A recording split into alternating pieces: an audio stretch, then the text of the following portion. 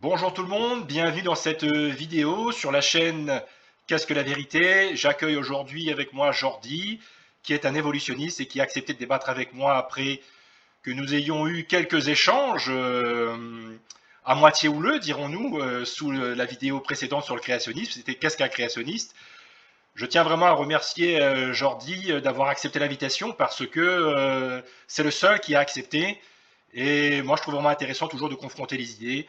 Donc moi, je suis très content d'avoir Jordi avec moi aujourd'hui. Et donc, pour que vous compreniez bien le propos, voici donc ce que m'avait dit Jordi hier. Au moins, vous compreniez que c'est pas nécessairement quelqu'un qui a envie de partir en vacances avec moi. Et il avait dit, je vais pouvoir te démontrer par A plus B, de manière irréfutable et incontestable, preuve à l'appui, que ta chaîne est mal nommée. Donc c'est la chaîne Qu'est-ce que la vérité? Et donc voilà l'introduction. Donc je te donne la parole aujourd'hui. Est-ce que tu veux nous expliquer pourquoi la chaîne est mal nommée et quelles sont tes opinions, quoi, par rapport à ce débat création-évolution? Eh bien, bonjour à tous. Donc, j'accepte volontiers ce débat. D'ailleurs, je te remercie parce que c'est pas fréquent. Les créationnistes acceptent de débattre face à des évolutionnistes. Souvent, le débat reste dans l'entre-soi. Donc, c'est plutôt rare. Donc, bravo à toi et c'est même courageux, je trouve. Et donc, oui, pourquoi je considère ta chaîne mal nommée? Parce que ta chaîne s'appelle Qu'est-ce que la vérité? Et quelqu'un qui prétend détenir la vérité, c'est de la prétention. Tout simplement. C'est même de l'arrogance. Et dans ta vidéo, est-ce qu'un créationniste affirme que l'univers a 10 000 ans, affirme que les montagnes sont sorties du sol en un an? Bref, tous les lois de la physique ne s'appliquent plus dans ton modèle créationniste. Et voilà pourquoi je me suis permis de te répondre à ta vidéo, d'autant plus que les commentaires que tu reçois sont souvent dithyrambiques. Donc je me suis dit, apporter un peu de contradiction ne ferait pas de mal. Super, super. Écoute, pour répondre sur le titre, avant qu'on aille plus sur les détails. Honnêtement, si je me place d'un point de vue objectif, je ne pense pas qu'il y a de problème avec ce titre ou qu'il soit arrogant, parce que il y a un point d'interrogation. Qu'est-ce que la vérité? Je pose une question.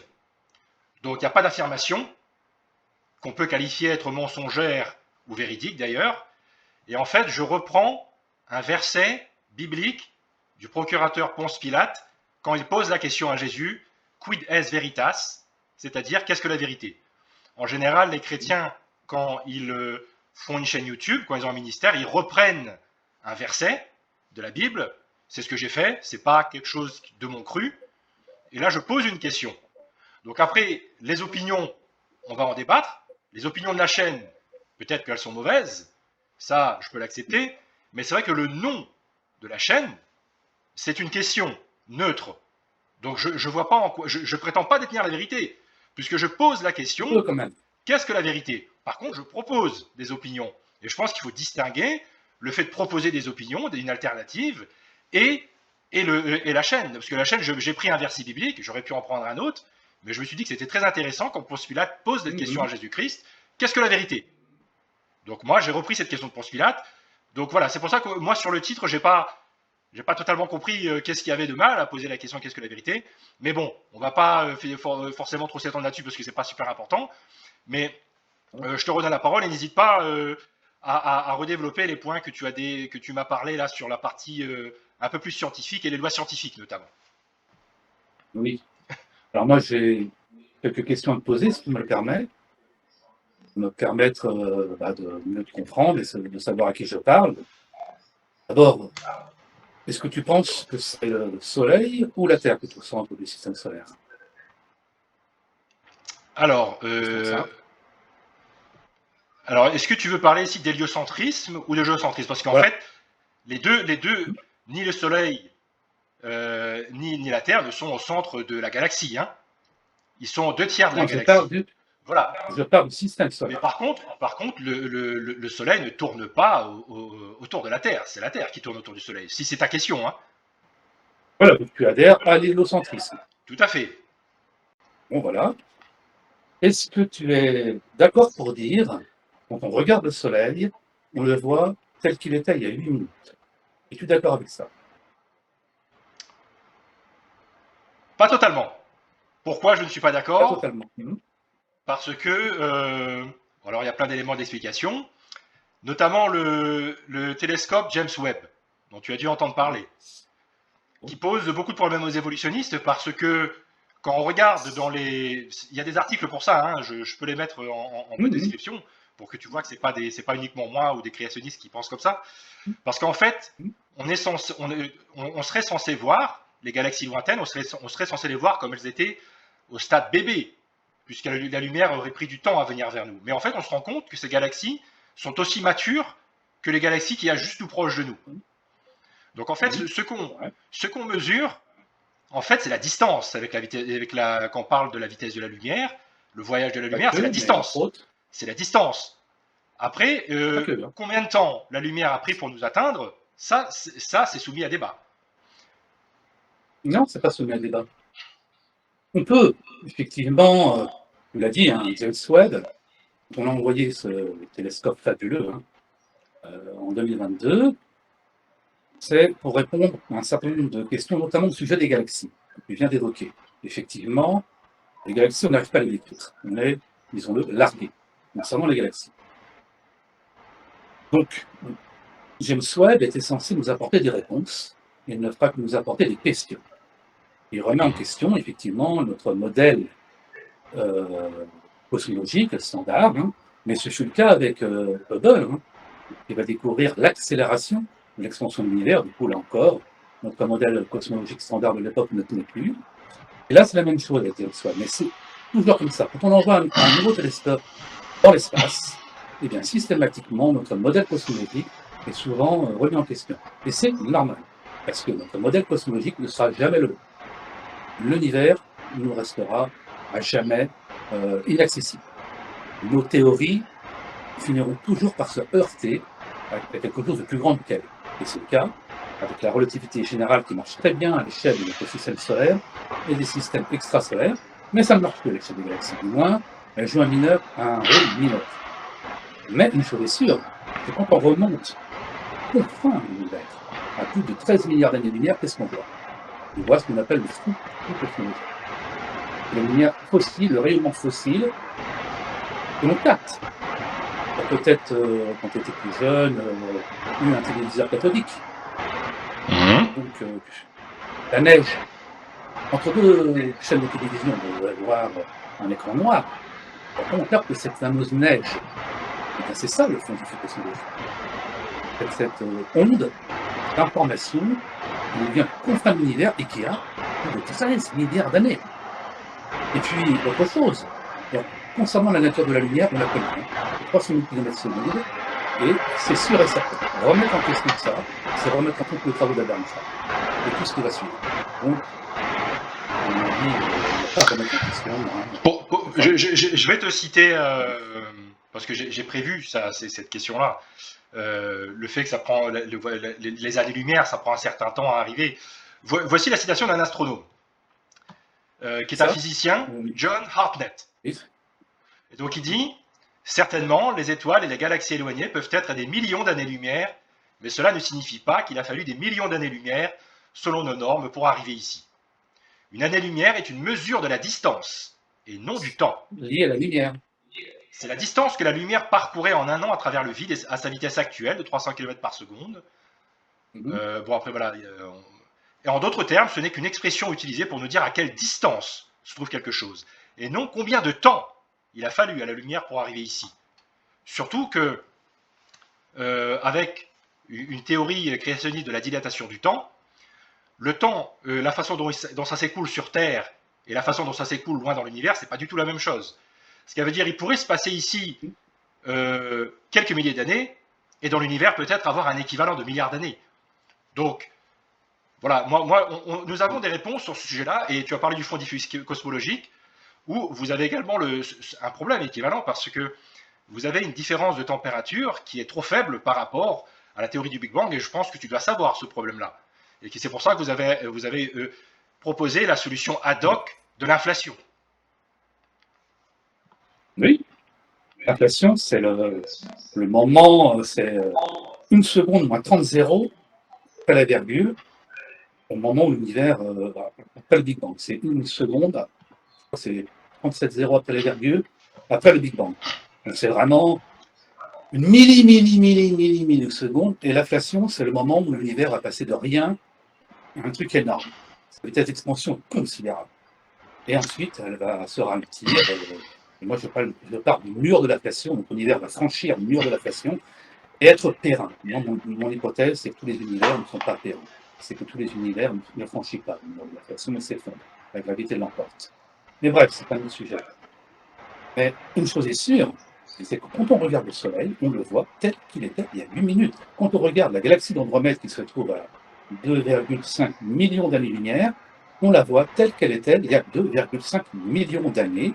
Ça veut dire que cette galaxie est à 2,5 millions d'années-lumière de nous. Ça veut dire que l'univers a un minimum de 2,5 millions d'années. Simplement. Pas nécessairement. Il faut comprendre que dans le modèle créationniste, la création est un miracle. Et quand Dieu crée Oui. tous les éléments en 6 jours, il crée un modèle complet, fini. Il ne va pas créer Adam et Ève avec un ciel où il n'y a pas d'étoiles en se disant que les lumières vont finir par arriver. Donc, certains créationnistes essayent vraiment d'expliquer ça de manière scientifique. Moi, je pense que quand on parle de la création, on est sur un miracle qu'on peut difficilement argumenter avec des processus observables. Quand nous avons la résurrection du Christ, on ne peut pas l'argumenter avec des processus naturels, parce qu'on est dans un miracle. Et parce que nous sommes dans la superstition. On ne peut pas argumenter des superstitions en ayant une approche scientifique, c'est clair. On est forcément obligé d'avoir une approche ésotérique. Mais l'ésotérisme, c'est pour ceux qui vivent dans un monde imaginaire. Nous vivons dans un monde réel. Les fantômes, les forces invisibles, tout ça, ça n'existe pas. Puisque c'est invisible, on ne peut pas les connaître, les détecter, tu es d'accord? Les créationnistes et les superstitieux supposent qu'il y aurait des forces invisibles qu'on ne peut voir, entendre, sentir, et pourtant ils savent qu'elles existent. Alors pour moi, ça relève de la superstition. Contentons-nous de ce que nos yeux voient. Et quand on plonge nos yeux dans un télescope, qu'est-ce qu'on voit? On voit un univers qui a plus de 13 milliards d'années d'existence, dû à nos différents moyens, nos process de mesure. Ça va de la parallaxe en passant par les supernovas de type 1A, qui nous permettent de voir les galaxies à des milliards d'années-lumière. Alors peut-être que nie l'existence des supernovas de type 1A, étant donné que dans ton modèle, les étoiles ont toujours été étoiles, elles sont éternelles. Non, une étoile, ça naît, ça vit, ça meurt. Avant d'être étoile, notre Soleil était une proto-étoile. Avant d'être Terre, notre Terre fut disque protosolaire. Et quand on regarde à travers le James Webb, qu'est-ce qu'on voit? On voit des pouponnières d'étoiles, des proto-étoiles avec un disque protosolaire autour. Et puis, si les étoiles sont éternelles, explique-moi l'origine des supernovas. C'est intéressant que tu parles de supernova, puisque pour les auditeurs, une supernova, c'est une étoile qui explose violemment. Et on va dire que c'est l'un des objets les plus brillants et les plus puissants qu'on a dans le cosmos. Et en moyenne, on dit, tu me diras si tu es d'accord, hein, mais je pense que c'est des données scientifiques, qu'une galaxie comme la nôtre, en fait, produit une supernova tous les 25 ans. Et quand une étoile explose, donc quand on a une supernova, eh bien, on a un énorme nuage de débris en expansion, et on l'appelle un rémanent de supernova. Et dans les modèles évolutionnistes et créationnistes, on est capable de faire des prédictions par rapport aux 14 milliards d'années d'évolution ou aux 6 à 8 000 ans du modèle créationniste. On est capable de prédire quels sont ce qu'on appelle les stades de rémanent de supernova. Il y a 3 stades, premier stade, deuxième stade, troisième stade. Et ce qu'on observe actuellement dans les télescopes, c'est qu'on a environ 5 rémanents de supernova de stade 1, on en a environ 200 de stade 2, et ça correspond à un modèle d'environ 7000 ans. Parce que dans le modèle évolutionniste de plusieurs milliards d'années, on devrait en avoir des milliers de stade 2, or on en a 200, et on devrait en avoir 5000 de stade 3, or on en a 0. Donc, comme tu vois... Tu triches. Tu pars de postulat. postulat où il devrait avoir 25 supernovas par an dans la galaxie. C'est ce qu'on observe, en fait. On est capable de le C'est pas ce qu'on déterminer. observe. On émet des statistiques et on voit si nos statistiques correspondent à la réalité. Et bien souvent, ce n'est pas le cas d'ailleurs. D'ailleurs, nos statistiques et même nos observations sont constamment remises en question. On a parlé de Je, Desmond. je voudrais te lire une lettre que tu dois connaître, Bucking the Big Bang d'Eric Lerner, donc qui n'est pas un créationniste, hein, pas du tout, mais qui, comme beaucoup, comme des centaines de scientifiques qui ont signé sa lettre pour la prouver, qui dit ceci. Le Big Bang repose aujourd'hui sur un nombre croissant d'entités hypothétiques, des choses que nous n'avons jamais observées. Jamais observées. L'inflation, jamais observée. La matière noire, l'énergie noire, en sont les exemples les Tout plus ça, c'est marquants. hypothétique. Sans eux, c'est hypothétique, tout ça. Sans eux, il y aurait une contradiction fatale entre les observations des astronomes et les prédictions de la théorie du Big Bang. Mais le Big Bang ne peut survivre sans ces facteurs d'embellissement, sans le champ d'inflation hypothétique, c'est pas mes mots, hein. Le Big Bang ne prédit pas le fond diffus cosmologique isotrope lisse qui est observé, car il n'y aurait aucun moyen pour les parties de l'univers qui ne sont pas à plus de quelques degrés dans le ciel d'arriver à la même température et émettre ainsi la même quantité de rayonnement micro-ondes. Donc ça a été signé par des centaines de scientifiques, et donc qui remettent en cause le Big Bang, qui a beaucoup de problèmes et avec lequel à chaque fois on ajoute des facteurs d'embellissement après coup, après observation. Qu'est-ce que tu réponds avec Lerner?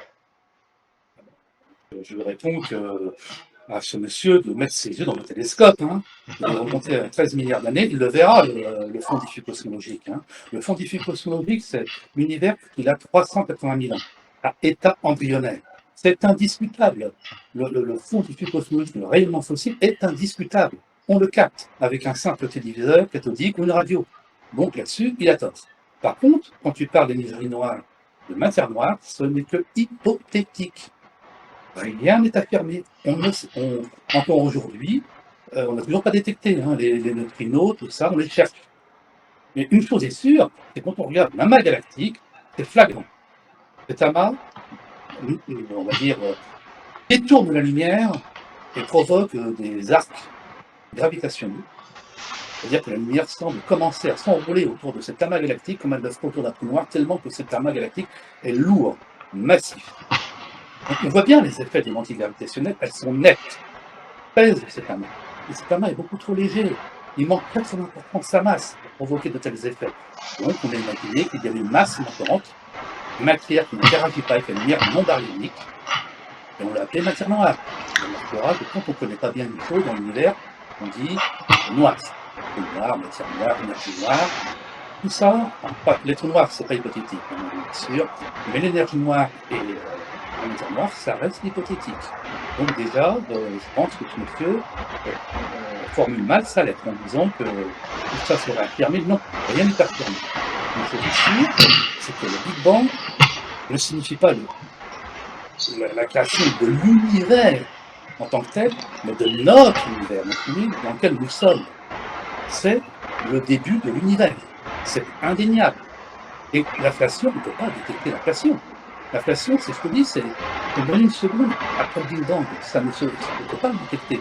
On peut l'envisager, on peut mathématiquement le calculer, ou scientifiquement, on va dire, le démontrer à travers la relativité générale, notamment, mais on ne pourra jamais l'observer.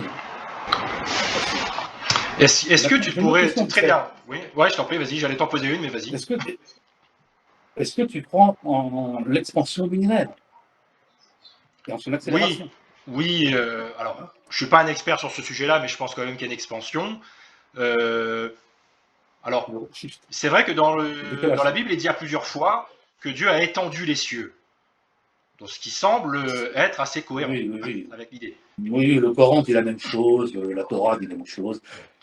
Les interprétations ensuite, à l'aune des nouvelles découvertes scientifiques, si c'était déjà écrit dans la Bible, il a fallu quand même attendre Wilson et Penzias pour découvrir le fond du fond. Oui, je pense que tu as raison sur un certain nombre de choses, mais c'est vrai que, si tu veux, la Bible, en fait, c'est pour moi un document historique.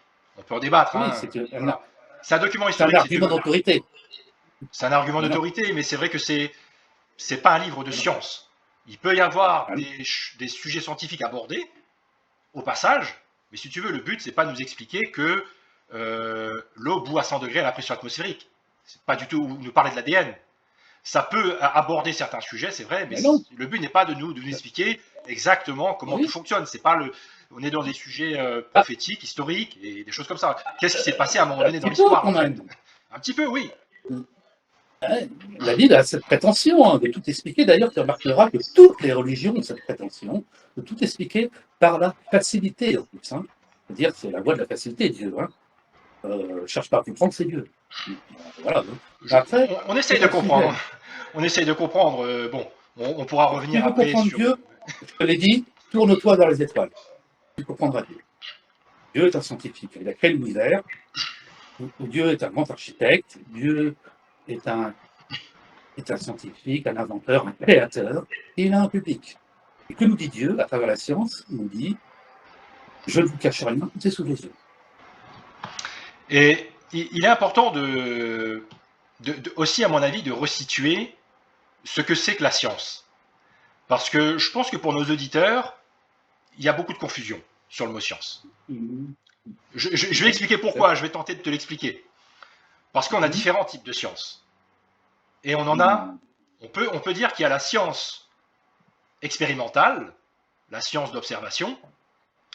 On appelle aussi cette science-là la science opérationnelle. La science dure.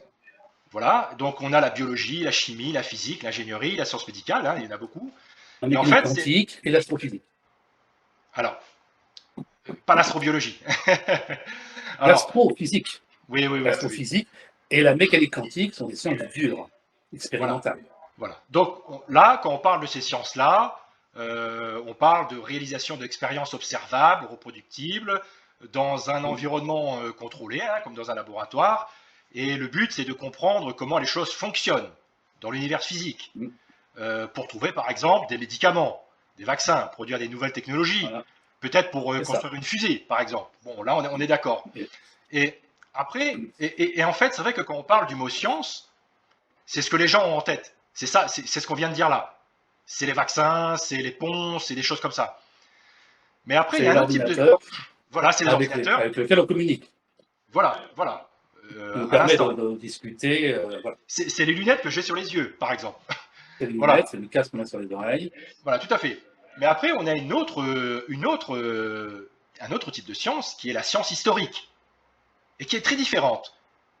Parce que la science molle, ça.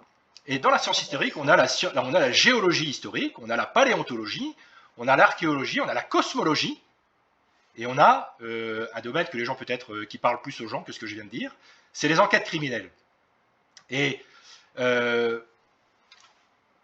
on parle du sujet des origines, ce qui est manquant dans les débats, mais ce qui est reconnu par des évolutionnistes bien renseignés, ce qui est reconnu, c'est que quand on parle des origines, de l'évolution de la création, les deux modèles ne sont pas reproductibles, ne sont pas observables.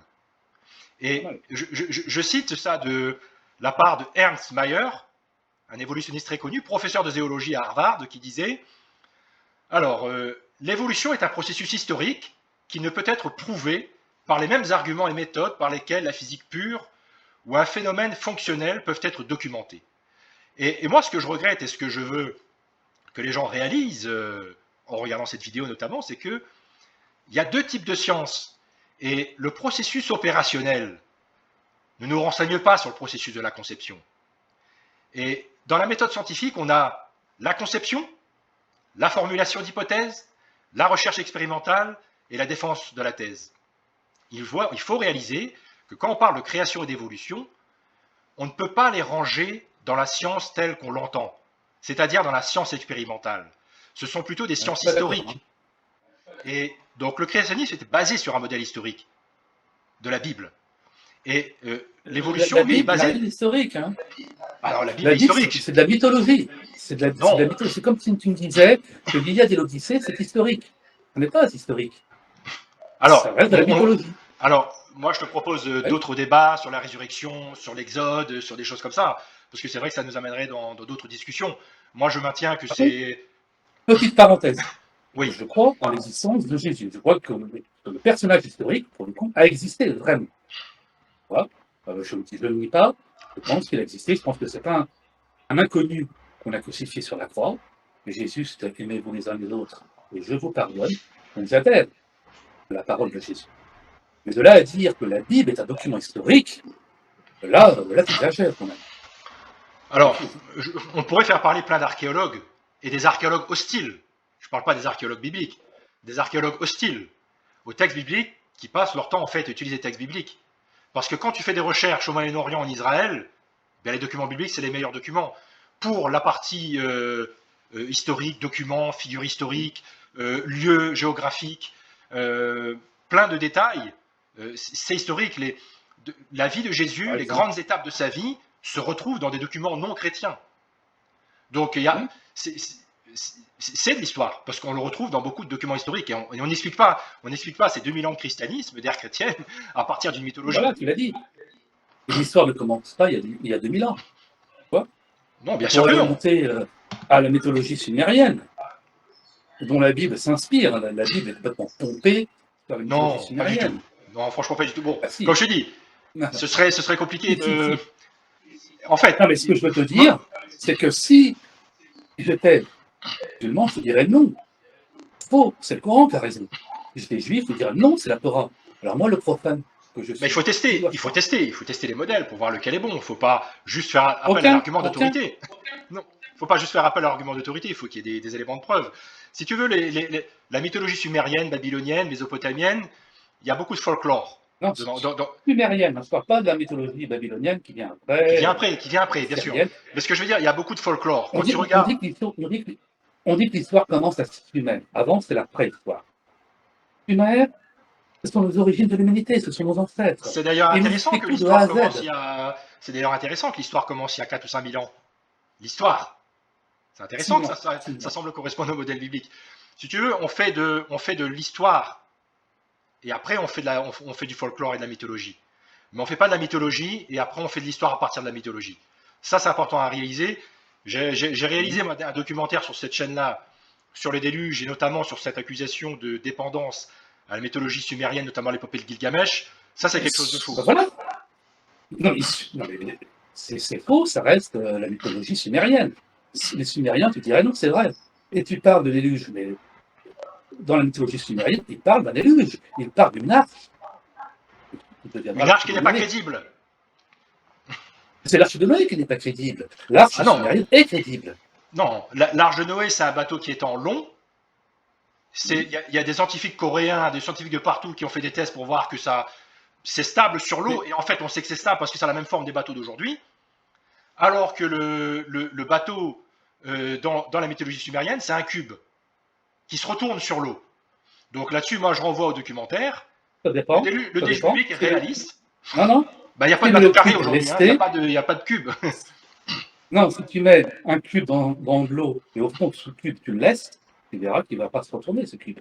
C'est le principe de la béquille pour un bateau. Non, mais si les bateaux sont en long, justement, c'est pour des raisons de stabilité. Et évidemment, c'est surtout pour des raisons de pénétration dans l'eau.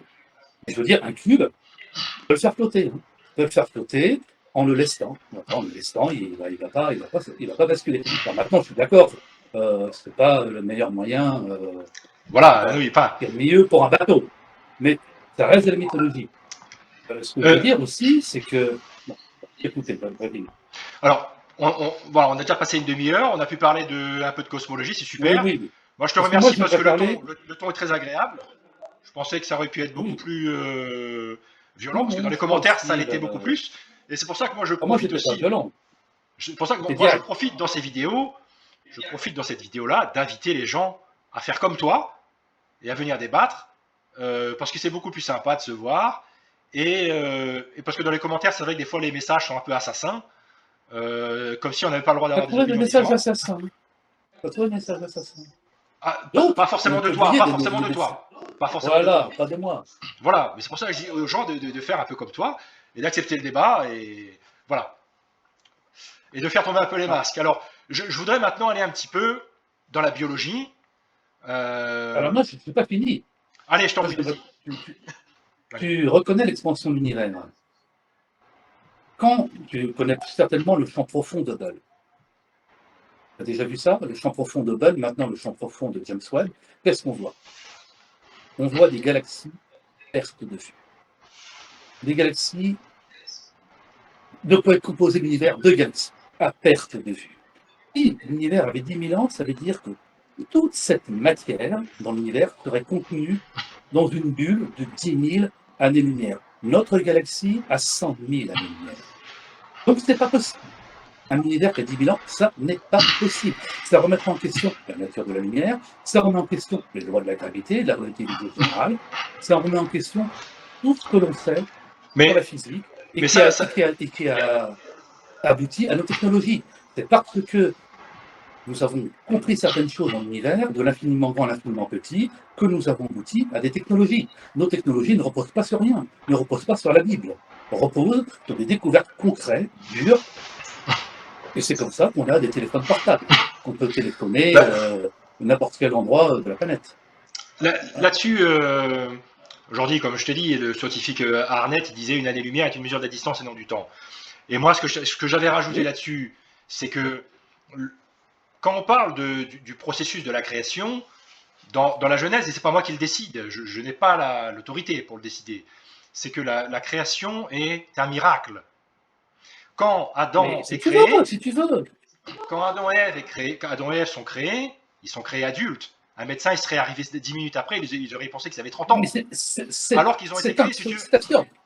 C'est pour ça qu'on a le problème d'ailleurs de la poule et de l'œuf dans beaucoup de sujets, de l'ADN, voire même de la formation des étoiles, parce qu'il faut des étoiles pour former des nouvelles étoiles, et on a du mal à expliquer les premières étoiles. Donc, non, on n'a pas de mal. On n'a pas de mal. On sait que l'univers, au tout début de l'univers, il n'y avait que de l'hydrogène. L'hydrogène, il vient d'où? Il vient du Big Bang. Le moment où ce point infiniment petit, infiniment chaud, qui contenait toute la masse de l'univers, s'est mis à se dilater. Et avec de l'hydrogène est apparu l'hélium, et de l'hydrogène et l'hélium est apparu le tableau périodique des éléments. Il a fallu attendre plusieurs générations d'étoiles pour avoir du fer. On nous dit qu'il faut manger des épinards, c'est riche en fer. C'est faux, c'est riche en fibres. Donc, il faut mieux manger des lentilles ou de la viande rouge. Donc ce fer qui nous compose, qui compose nos muscles, il faut obtiendra de l'acier. D'où provient ce fer? Il est tombé comme ça du ciel? Non, il a été forgé dans les étoiles. Quand on dit que nous sommes de la poussière d'étoiles, c'est concret. Le magnésium, le potassium, le calcium qui composent nos os proviennent des étoiles. Et nous retournerons aux étoiles. Il a fallu une génération d'étoiles pour avoir toute cette diversité de matière. Mais dire que l'univers a 10 000 ans, ça veut dire que les étoiles n'ont pas le temps de produire toute cette diversité de matière. Tout simplement. Il a fallu plusieurs milliards d'années pour en arriver à un univers tel qu'on le connaît aujourd'hui. On peut considérer que c'est du fer sur Terre, alors il y a du fer dans tout le système solaire, alors il y a du fer dans toute la galaxie, alors il y a du fer dans tout l'univers. Voilà. L'univers est uniforme, on va dire homogène. On parle d'entropie. Alors, concernant la formation des étoiles,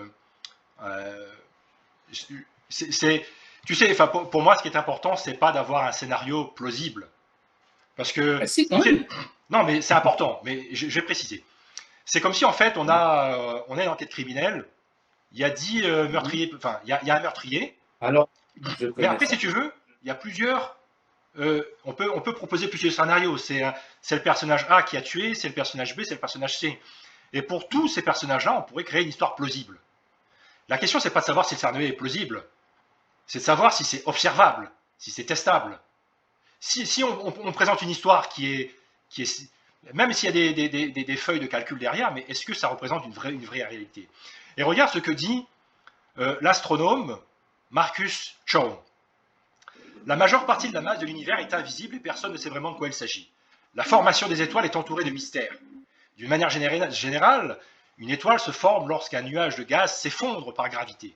Cependant, si le nuage est trop chaud, la pression combattra l'effet de la gravité et empêchera le nuage de s'effondrer. Donc pour former une étoile, le nuage de gaz doit avoir un moyen de se refroidir. Ce n'est pas aussi simple que cela puisse paraître. Dans l'univers d'aujourd'hui, cela est accompli par une vaste gamme de molécules qui entrent en collision et rayonnent de la chaleur. Cependant, les atomes nécessaires à la fabrication de toutes les molécules, sauf les plus simples, l'hydrogène moléculaire, doivent être fabriqués à l'intérieur des étoiles. C'est la situation de l'œuf et de la poule. Donc en d'autres termes, ce qu'il veut dire là, c'est que il faut des étoiles pour faire des étoiles. Mais la question est d'où viennent les premières étoiles? La question, c'est pas de savoir qu'à partir de chiens, on peut avoir des chiens. Mais comment ils sont apparus les premiers, en fait? Ça peut être une transition vers la biologie, si tu veux, mais il y a un véritable problème. Et là, je cite une personne, mais regarde ce que disait quelqu'un de très connu. Je ne sais pas si tu Excuse-moi. connais Neil Tyson, il disait de manière très courte, hein, Bon, si aucun de nous ne savait à l'avance que les étoiles existent, la il y a recherche de Thomasin là, qui première tourne sa ligne pelouse. offrirait de nombreuses raisons convaincantes pour lesquelles les étoiles ne pourraient jamais se former. Tu vois, donc c'est pour ça, venir avec un scénario, les étoiles se forment que si se forment comme euh, ça peut être très convaincant. Mais est-ce que ça représente vraiment, est-ce que ça représente quelque chose de réel, quoi? Est-ce que c'est De vraiment concret, oui. De concret, oui. Oui, oui, de concret, oui. Oui, oui. Tu sais comment fonctionne une étoile. On a appris ça à l'école. Tu sais comment fonctionne une étoile, tu pourras me l'expliquer. Je t'en prie, vas-y. Enfin, je ne sais pas où tu vas en venir, mais Bah, une étoile a pour carburant l'hydrogène. C'est le carburant des étoiles. Quand l'étoile a consommé son hydrogène, qu'est-ce qui se passe? Elle meurt. Tout simplement, elle meurt. Voilà. Une étoile, ça naît, ça vit, ça meurt. Alors, les premières étoiles de l'univers, on suppose, car ce sont des suppositions, on ne sait pas. La science, il parlait de définir la science, moi je vais te le dire, la science est un outil qui nous permet d'observer la nature loin de toute considération idéologique. Ça, la science. La science n'est pas là pour prouver ou non l'existence de Dieu, qui a raison, qui a tort. Elle est là pour apporter des réponses, parce qu'on l'observe, en formulant des théories, de toute façon, tôt ou tard, s'effondreront, le porteront à quelque chose de plus grand, mais ça nous permet d'avancer. Le meilleur exemple, c'est 2015, les ondes gravitationnelles. 3 prix Nobel de physique. Avant, on découvre ces ondes gravitationnelles, c'est Einstein le premier qui a formulé leur hypothétique existence. Mais comme à son habitude, il n'y croyait pas vraiment. C'est-à-dire qu'Albert Einstein, c'est pas ce qu'il sait, il se trompait souvent, il avait souvent tort, parfois même seul contre tous, il avait tort. Face à Edwin Hubble, il a tort. Face à Georges Lemaitre, on connaît certainement Georges Lemaitre, l'abbé Georges Lemaitre. oui. Il va formuler le premier l'idée d'un univers en expansion issu d'un atome primitif. Georges Lemaitre est très connu, hein, un abbé, mais aussi un scientifique mondial, encore aujourd'hui. Hein, son nom est indissociable d'Edwin Hubble. Et donc, qu'est-ce que je disais déjà? Sur la formation des étoiles, en gros. La formation des étoiles. Donc, on sait comment se forment les étoiles. On sait qu'est-ce qui fait qu'une étoile s'allume. C'est la pression. La pression, une étoile, le Soleil, c'est, on met 1 million de terre dans le Soleil. Donc, on peut considérer que le Soleil, c'est 1 million de fois la masse de la Terre. Donc, on peut tout à fait comprendre que son noyau chante et que... Est-ce que tu as des exemples dans la littérature d'observation de la naissance d'une étoile? Ah oui, bah, oui, James Webb. On ne voit que ça, des pouponnières d'étoiles, des proto-étoiles, ce qu'on appelle des proto-étoiles, des étoiles en formation qui se trouvent à plusieurs millions d'années-lumière, qui probablement en temps réel sont devenues des étoiles, avec des planètes qui tournent autour, et peut-être même de la vie, qui sait. Bien sûr, ça c'est observable. Tout ce que je te dis est observable et vérifiable. On est dans le dur, dans le concret. C'est ce que nos yeux voient quand on regarde l'univers. Alors après, oui, on ne comprend pas tout, on n'est pas omniscient, contrairement aux créationnistes, hein, qui eux sont omniscients. On émet des hypothèses, on voit si ça tient, si ça tient pas, forcément, ça va discuter, et puis au bout d'un moment, tu t'aperçois qu'il y a un consensus. Le Big Bang, tu auras pu dire ce que tu veux, il y a consensus. Au sein de la communauté Oui. scientifique, il y a consensus. L'âge de l'univers, il y a consensus. Tu vois, même si Non, récemment, non, mais bien sûr, il y a un consensus, mais non, effectivement, tu vois qu'avec Eric Lerner, beaucoup de gens se posent la question de la fiabilité de ce modèle. Mais après, et c'est pareil, le consensus, c'est quelque chose qui ne veut pas nécessairement dire grand-chose. Parce que voilà, pour citer Michael Crichton, si tu veux, le travail de la science n'a rien à voir avec le consensus. En politique, ça a du sens. En science, tu as besoin d'un seul enquêteur qui a raison. Et dans l'histoire, les plus grands scientifiques de l'histoire, en fait, ils ont rompu avec le consensus, en fait. Ils ont parfois été seuls, et ils avaient raison contre tous. Si on prend parle de Galilée, là. le modèle géocentriste, bien sûr, parce que pour moi, ce qui se passe avec le Big Bang, c'est la même chose qui se passe avec le modèle géocentriste. Pendant 15 siècles, on a une majorité de gens qui vous disent c'est ça, c'est ça, c'est ça, c'est ça. Le problème se complique. Inflation, énergie noire, voilà, à chaque fois on rajoute des choses pour essayer de corriger après coup. Et, oh, et, et en fait, à un moment donné, ça finit par exploser. Et pour moi, ce que je regarde dans le Big Bang, c'est qu'en fait, on n'a pas d'idée de l'origine de la Lune, l'origine du système solaire, c'est que des théories, Si, c'est des scénarios, si, mais ça ne correspond pas. on a été sur la Lune, on a pu comment dire, analyser de quoi était fait la Lune. C'est un bout de la Terre. On retrouve les mêmes éléments sur la Lune qu'on retrouve sur Terre. Il n'y a pas de preuve là-dessus. On sait que tu la n'as pas de Terre. test, tu n'as pas d'expérience observable là-dessus. Mais si, on a ramené de la Lune des matériaux qu'on a analysés sur Terre. Et pour parmi de grandes surprises, et je dirais même à notre grande déception, on s'est rendu compte que la Lune était un bout de la Terre.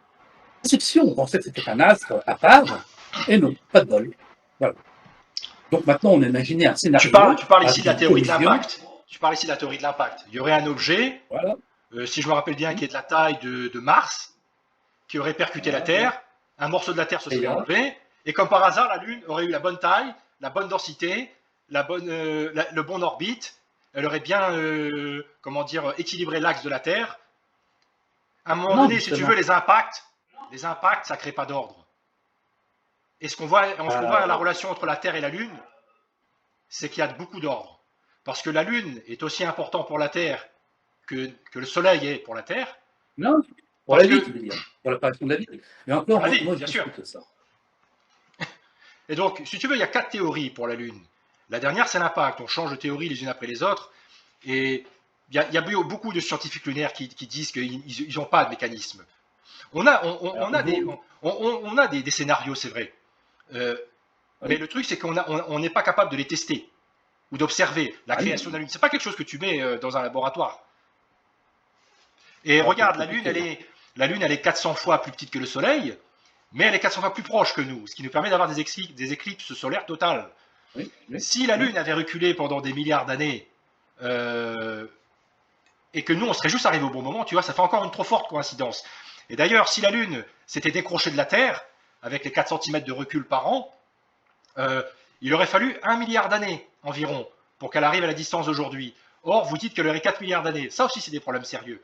Parce qu'on pourra parler du paradoxe du jeune soleil faible ou du champ magnétique, où là, on a des graves problèmes. Et bien sûr qu'on a des scénarios qui sont proposés, ou des théories qui sont proposées, mais c'est des théories ad hoc. C'est pas des théories. Le champ de décroissance, le taux de décroissance du champ magnétique ne correspond pas à la théorie de la dynamo. L'effet de serre proposé pour compenser la faiblesse du Soleil il y a 3 milliards d'années, c'est pas quelque chose de sérieux, de quelque chose qui est prouvé. C'est juste des théories qu'on amène. L'effet de serre est prouvé. L'effet de serre, c'est prouvé. Non, mais je parle. L'effet de serre est prouvé, bien sûr. Mais ce que je veux dire, c'est que si le Soleil était 30% plus froid, vous vous dites, ouais, mais ça veut dire qu'on avait un effet de serre plus fort. C'est pas quelque chose qu'on voit. Au contraire, on voit qu'il a parfois fait plus chaud dans le passé. La température de la Terre a varié de plus ou moins 10 degrés dans l'histoire. Et donc, la température a été stable, mais vous dites que le Soleil, en fait, c'est ce qu'on voit avec les réactions au cœur du Soleil avec l'hydrogène, qui devient un peu brillant au fil de l'histoire, il se serait mis à plus briller, et donc, voilà, en voyant plus d'énergie lumineuse. Et donc, avec un Soleil de 30% plus froid, eh bien, on se retrouve avec une impossibilité totale d'avoir la vie. Oui, mais ce n'est pas le cas. Le Soleil n'est pas 30%. Parce que la Terre a moins de 10 000 ans. Non. Allez, je te taquine. En fait, moi, je veux dire. Non, mais. Parce qu'évidemment, dans mon scénario, tout est apparu tel quel. Mais non. Avant, le Soleil était une proto-étoile avec un disque protosolaire. Ce qui veut dire que toutes les planètes étaient déjà sur leur orbite, sous forme de disque protosolaire. Il s'avère que le Soleil se trouve que la Terre se trouve à la bonne distance. Voilà. Bon, on appelle ça la distance habitable. La zone de boucle d'or. Et ça, c'est un coup de chance. C'est ça? Mais non, c'est pas coup de chance. C'est ça. Je pense qu'il y a bien des systèmes extrasolaires dans l'univers où il y a des étoiles avec des planètes qui se trouvent à la bonne distance. Et donc, ça veut dire avec de l'eau liquide, ni solide ni gazeux, mais liquide, qui tombe du ciel, avec des précipitations. Est-ce que tu peux imaginer une planète avec des précipitations, de l'eau qui tombe du ciel stérile? Non.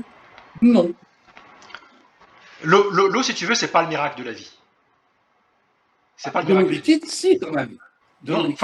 C'est un paramètre parmi des milliards de paramètres. Parce que, en fait, l'eau, ça désagrège les polymères biologiques. C'est très très mauvais. En fait, si tu n'as pas un code génétique qui est capable d'exploiter l'eau, l'eau détruit tout. L'eau est un ennemi. L'eau engendre aussi la vie. La preuve, c'est que nous sommes composés à 70% d'eau. Oui, oui. Sans eau, il n'y a pas de vie. Hein. On est d'accord. Ah oui, bah, c'est sûr qu'il faut de l'eau. Mais l'eau est loin d'être suffisante. Parce que c'est vrai que quand on parle de la vie tenace aussi. De l'argument de la complexité et du réglage précis de l'univers, ça veut dire que tu as besoin quand même de beaucoup de coups de chance pour que ça marche. Parce que les caractéristiques du Soleil, la rotation de la Terre, son inclinaison, les caractéristiques de la Lune, le système de défense de la Terre, champ magnétique, les vents solaires, Jupiter et Saturne qui agissent un peu comme des aspirateurs poussière, la pesanteur, l'atmosphère avec le bon taux d'oxygène.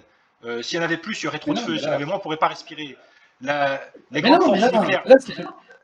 C'est une perception d'esprit. C'est parce qu'en fait, tu fais intervenir l'émotion, c'est-à-dire le ressenti. Tu penses que la vie ne peut apparaître que dans ces conditions que l'on connaît sur Terre? Non. Ben, en tout cas, pour l'instant, c'est ce qu'on constate. Il n'y a pas de preuve du contraire. Vous aimeriez. Eh ben, justement, on discute, on n'a pas de preuve du contraire, mais ça ne veut pas dire que le contraire n'existe pas. Tu vois? Moi, je pense que les probabilités indiquent que c'est impossible. Parce que c'est une chance sur des milliards de milliards, en fait. C'est comme s'il faudrait découvrir un code PIN à 300 composants du premier coup. Il faut trop de paramètres. C'est comme si tu disais que c'est possible qu'un ordinateur se fonde. Ça, c'est du ressenti. C'est pas du ressenti, c'est ce qu'on voit. C'est qu'aujourd'hui, un système complexe a besoin d'un ingénieur. Un système complexe a besoin d'un ingénieur. Un code a besoin d'un codeur. C'est raisonnable de dire ça. De l'anthropomorphisme. On essaye de transporter nos perceptions du monde liées à nos sens, liées à nos sentiments, dans de la physique. C'est pour ça qu'il nous faut un scientifique. La science, c'est ce que je te disais, c'est observer la nature loin de toute considération scientifique, loin de toute considération idéologique, ça veut dire loin de toute considération émotionnelle. Quand tu parles de probabilité, parce que toi tu penses que la vie peut apparaître que dans ces conditions-là. Moi je pense que non. La preuve, c'est que sur Terre, tu as de la vie qui apparaît dans des lacs, de volcans acides. Tu tombes là-dedans, tu meurs. Et pourtant, la vie apparaît. Tu as la vie qui se trouve au fond de l'océan où il n'y a pas un pet de lumière, et pourtant tu as de la vie. Tu vois ce que je veux dire? Parfois, les conditions sont extrêmement hostiles à la vie, et la vie apparaît. Moi, je trouve que la Terre est un bon exemple. Et si la Terre avait été d'une inclinaison différente, peut-être que la vie serait quand même apparue. S'il n'y avait pas eu de lune, peut-être que la vie serait quand même apparue de différentes manières. À l'époque des dinosaures, l'atmosphère était plus riche en oxygène de 40%. Et ça explique pourquoi les créatures étaient énormes. Parce que pour pouvoir digérer le CO2, des organismes comme les plantes suffisent. Et pour transformer le CO2 en oxygène, il faut des muscles. Donc il faut une machinerie complexe que la nature a élaborée. Donc ça a donné des dinosaures. Plus l'oxygène est important dans l'atmosphère, plus les animaux sont énormes. Et ils ont disparu il y a combien de temps, les dinosaures? Il y a 5300 ans dans le déluge de Noé. Il y a 65 millions d'années. Dans le déluge de Noé? Donc si ce que tu dis est vrai, les dinosaures ont disparu dans le déluge de Noé. Il y avait des dinosaures marins. Ils ont disparu, ils ont vu leur territoire de chasse s'étendre, et eux aussi ont disparu. L'expliques-tu? Comment l'expliques-tu? Les conditions de vie après le déluge, parce que dans le modèle biblique, le déluge, le modèle créationniste, ce que ça implique la séparation des continents, ça implique l'élévation, enfin c'est le modèle créationniste, je comprends que tu sois en désaccord, mais c'est ce qu'il est. Et tout le monde est en désaccord. Pas tout le monde, hein. Regarde le docteur en géophysique, John Carpenter. Bah, il y en a quand même. Ton John, là, il nous dit que les montagnes sont apparues en un an Oui, bien sûr. Oui, bien sûr. Il dit ça? Il dit Alors, ça. c'est pas un scientifique. C'est un charlatan. C'est pas un scientifique. Ah Si, non, pour moi, regarde qui c'est, franchement. Regarde qui c'est. C'est un gros monsieur. Hein. pour moi, Et pour moi, c'est quelqu'un qui bah est. non, Et c'est un créationniste qui est reconnu par beaucoup d'évolutionnistes, justement. Mais bon, tout je ça. te laisserai regarder Aux États-Unis, aux États-Unis, aux États-Unis. aux États-Unis. Les États-Unis, c'est un pays où le créationniste est un lobby très puissant, notamment c'est le Oui. protestantisme là-bas. Voilà. On Et sait moi, que je les en même l'arc félicite. de Je Noé. les en félicite. Bah oui, mais non, tu sais qu'aux États-Unis, ils ont même essayé d'imposer l'enseignement du créationnisme à l'école. Pour moi, il ne faut pas l'imposer. Il faudrait donner les deux versions. Ah, c'est ça, les deux versions étaient question d'enseigner les deux versions. Ça a été le cas pendant plusieurs années. Et c'est le Aujourd'hui, Congrès il n'y américain a qui que a l'évolution tranché. qui est enseignée dans les écoles. Oui, parce que le Congrès américain a tranché, a dit on passe pour des débiles aux yeux de l'humanité, donc on va arrêter d'enseigner n'importe quoi à l'école. Ceux qui veulent comment dire, en savoir plus sur le créationnisme, ils iront visiter l'arc de Noé là, qu'ils ont aux États-Unis, là, qui est complètement Oui, oui, oui. débile. Parce que l'arc de Noé, qu'est-ce que nous dit l'arc de Noé Noé aurait rassemblé sur son arc tous les animaux de la terre partout. Non, non, non. Soyons sérieux aujourd'hui. Ah, c'est ça. Deux, deux Les exemplaires. girafes, les éléphants, Non, non, les non. lions. Non, alors, Euh, je vais expliquer. Si tu me donnes la ah, chance. moi, oui, on est là pour ça. Dans le modèle créationniste, Dieu crée les premiers genres d'animaux. Ça correspond, selon la baryminologie, à la taxonomie, famille ou genre. Pas les espèces. Les espèces, c'est un mot moderne. Et dans le genre, tu as un genre équidé, tu as un genre canin, tu as un genre félin, par exemple, ou un genre éléphant. Homoïdés. Voilà, dans les éléphants, tu as les éléphants d'Asie, les éléphants d'Afrique, les mammouths. Voilà, tu as ce genre de catégories Il y en a. d'animaux. Voilà, il y en a beaucoup. Hein. Et donc, à partir de ces genres, tu obtiens plein de dérivations. Tu obtiens des zèbres, des ânes, à partir d'un genre de chevaux sauvages, par exemple. Ce qui a été pris sur l'arche, déjà, c'est des exemplaires, c'est pas tous les animaux, hein, c'est des représentants. On n'a pas mis 100% des animaux qui arrivent sur la Terre. Des représentants. Comment veux-tu que ces animaux cohabitent? Alors, ces animaux, déjà, ils sont peu nombreux, parce qu'on parle de genre. On va pas prendre, s'il y a 300 races de chats, on va pas prendre 300 races de chats. Hein. On va prendre un genre félin. Mais Il n'y a même si pas de tu prends que girafe. les genres. Voilà, on prend des genres. C'était calculé, ça représente quelques milliers. Ça représente 10 Et à les 15 000. insectes, les oiseaux, Les insectes, peut-être, ils toutes ont les été à espèces. l'intérieur aussi. Les insectes ont été à l'intérieur aussi, peut-être. Là, on rentre dans le détail. Mais voilà, donc il n'y a pas de girafe, en fait, dans l'arche. On dit que Il y a Dieu se l'ancêtre de la cache dans les girafe. détails. Comment? Oui. On dit que Voilà. Dieu se cache dans les détails. Et donc Les après, quand enfants. les animaux sortent de l'arche, effectivement, il y a de la spéciation. Donc on a cet éléphant qui va sortir et qu'effectivement, il y en a qui vont être dans les pays froids. Ils vont, et c'est pas le froid qui va créer les poils. C'est internaliste en fait la réalité. C'est pas externaliste comme Darwin. Bah, non, C'est-à-dire que bah non, bah non. c'est l'intérieur des créatures. Il y a des mécanismes génétiques qui existent d'ailleurs avant même qu'ils ne soient nécessaires dans un environnement donné. Il y a un mécanisme à l'intérieur, un peu comme un couteau suisse qu'on va utiliser selon ce qu'on a à couper.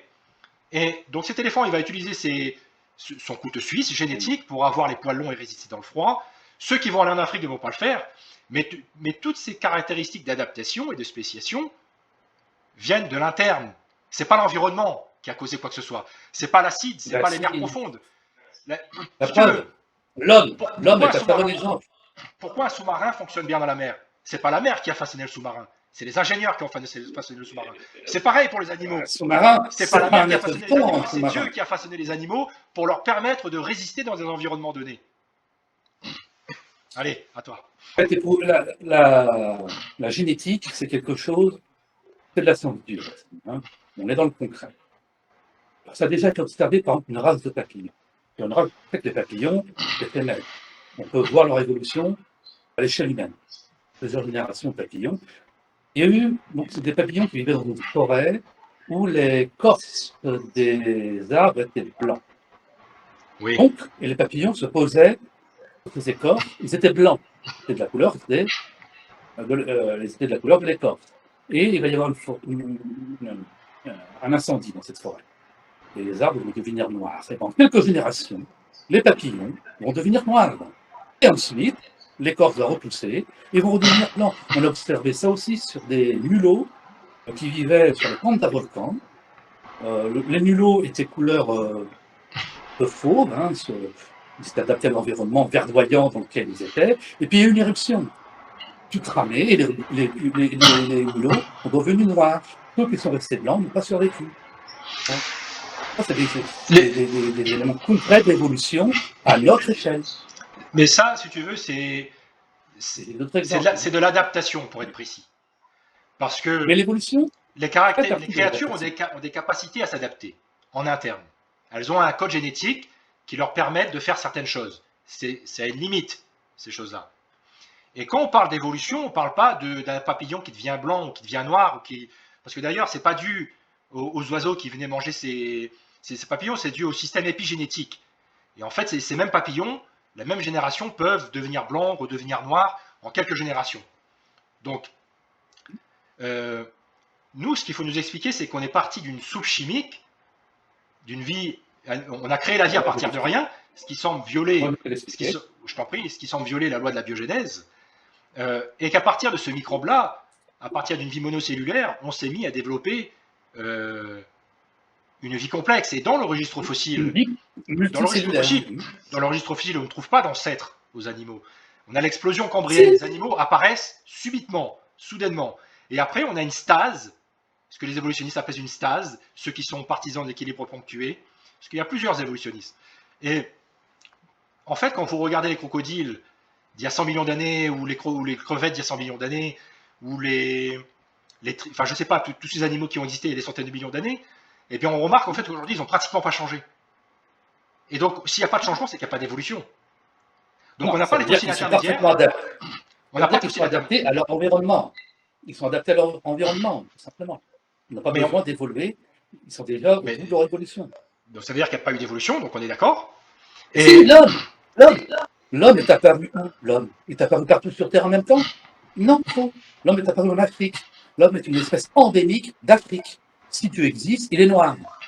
Il est petit, il marque comme un bonhomme. Alors, la théorie d'Afrique, effectivement, c'est que l'homme serait apparu il y a environ 180 000 ans, 200 000 ans. Et en fait, pourquoi est-ce que tu remarques que plus on va dans le nord, plus les peaux sont blanches et plus les cheveux sont fins? Oui, mais ça fait partie de la gamme génétique, ça fait partie de la variété de l'être humain. Il faut bien qu'on a évolué, que l'homme lui-même évolue. Alors, ce n'est pas l'évolution dont Darwin parle, certes, mais on voit bien qu'au sein même de la vie, il y a un processus évolutif lié à l'environnement. Un Africain qui va vivre en Norvège, il fait une dépression. Il voit le soleil 6 mois dans l'année. Et c'est pareil. Nous qui sommes blancs comme des culs, on se balade dans le désert à poil. On tient 24 heures à peine. Hein. Voilà. Les peaux noires sont beaucoup plus résistantes au soleil. On n'a jamais vu un noir fréquent au soleil, tu vois. Oui, mais c'est ça. Là, on parle pas de la théorie générale de l'évolution. Là, on parle de la capacité de l'homme. Quand même. Ce qu'il faut expliquer, c'est. Tu vois, tu parlais de l'être humain. C'est difficile de rester sur un sujet, mais voilà, on va rester sur l'être humain. J'aimerais qu'on parle des fossiles vivants après, mais parlons des êtres humains. Alors, les êtres humains, on dit qu'ils sont apparus il y a 200 000 ans, mais on a trouvé des humains modernes en Chine à 700 000 ans, selon la chronologie évolutive, et même jusqu'à 2 millions sur l'île de Java, en fait. Donc, ce qui remet en question le scénario d'Afrique, où en fait, les hommes sont passés par la Mésopotamie avant de partir en Afrique. Maintenant, pour l'évolution, tu ne peux pas passer en quelques millions d'années d'un primate, d'une espèce de singe, une espèce de chimpanzé, à l'homme. Il y a trop de changements à faire. Ces changements à faire-là, ce n'est pas des changements que tu peux faire de manière incrémentielle, avec une mutation par-ci ou par-là. Il faut faire des changements très rapides. Si tu veux changer un avion en bateau ou en sous-marin, il faut faire des changements très rapides. Non, mais c'est comparable, en fait. Des comparaisons c'est de l'anthropomorphisme. Tu as besoin de ramener absolument, pour faire donner du sens à ce que tu dis, tu te bases sur l'anthropomorphisme. Tu parles de sous-marins, d'avions, ce sont des créations. Il y a du sens, parce que les sous-marins sont basés sur les poissons, et les avions sont basés sur les oiseaux. Il y a du sens à faire ça. Ah bon, Ah non, non, non, non, non, non, non. Un avion, je travaille dans l'aéronautique. Un avion, ça ne marche absolument pas comme un oiseau. Hein. Ben, regarde les Rien à voir avec un oiseau. alors, ça a des similitudes dans la forme, par exemple. Quand tu Forme, regardes oui, l'invention des avions par les frères Wright, pour ils te prendre disent l'air. qu'ils se sont basés sur les pigeons. Voilà. Euh, S'ils essaient de faire voler un avion comme vole un pigeon, ils n'y arriveront pas. Hein. Un Airbus, on sait parfaitement comment ça Ben vole, oui, ça vole par dépression. parce qu'effectivement, un avion, c'est extrêmement minable à côté d'un oiseau. Et c'est pour ça que si pour un avion minable, il faut des ingénieurs, pour un oiseau, je pense qu'il en faut encore plus, un ingénieur. Parce que tout ce Mais code Dieu génétique, est un ingénieur. c'est Dieu est un milliards. ingénieur. Il est un ingénieur. Et les milliards de lettres du code génétique, ce code génétique, tu es dans la neurotique, moi je suis dans le développement informatique. Je suis un programmeur. Et donc, pour faire une programmation, il n'y a pas d'erreur là-dedans. Et il faut qu'il y ait des milliers et des millions de lignes de code qui soient extrêmement ordonnées. Tu n'écris pas un Oui, c'est livre. normal. Tu n'écris pas un livre comme l'ADN. Beaucoup d'athées sont devenus pas chrétiens mais théistes avec l'ADN. Parce que quand tu regardes le code génétique et son ordonnancement, le code, le système de décodage, tout ce qui se passe à l'intérieur, la machinerie, c'est comparable à une ville comme New York avec des usines d'énergie, des systèmes de transport, des systèmes postaux, des stators, des moteurs, des arcs de transmission, des aimants, des choses extrêmement complexes. Toutes ces choses-là, si toutes les pièces ne sont pas en place, ça ne fonctionne pas. Quand tu veux passer d'un singe qui est courbé et qui n'a pas le bon genou, qui n'a pas la bonne oreille interne, qui n'a pas la bonne colonne vertébrale, eh bien là, il faut faire des changements. C'est pas un petit changement qu'il faut faire. Hein.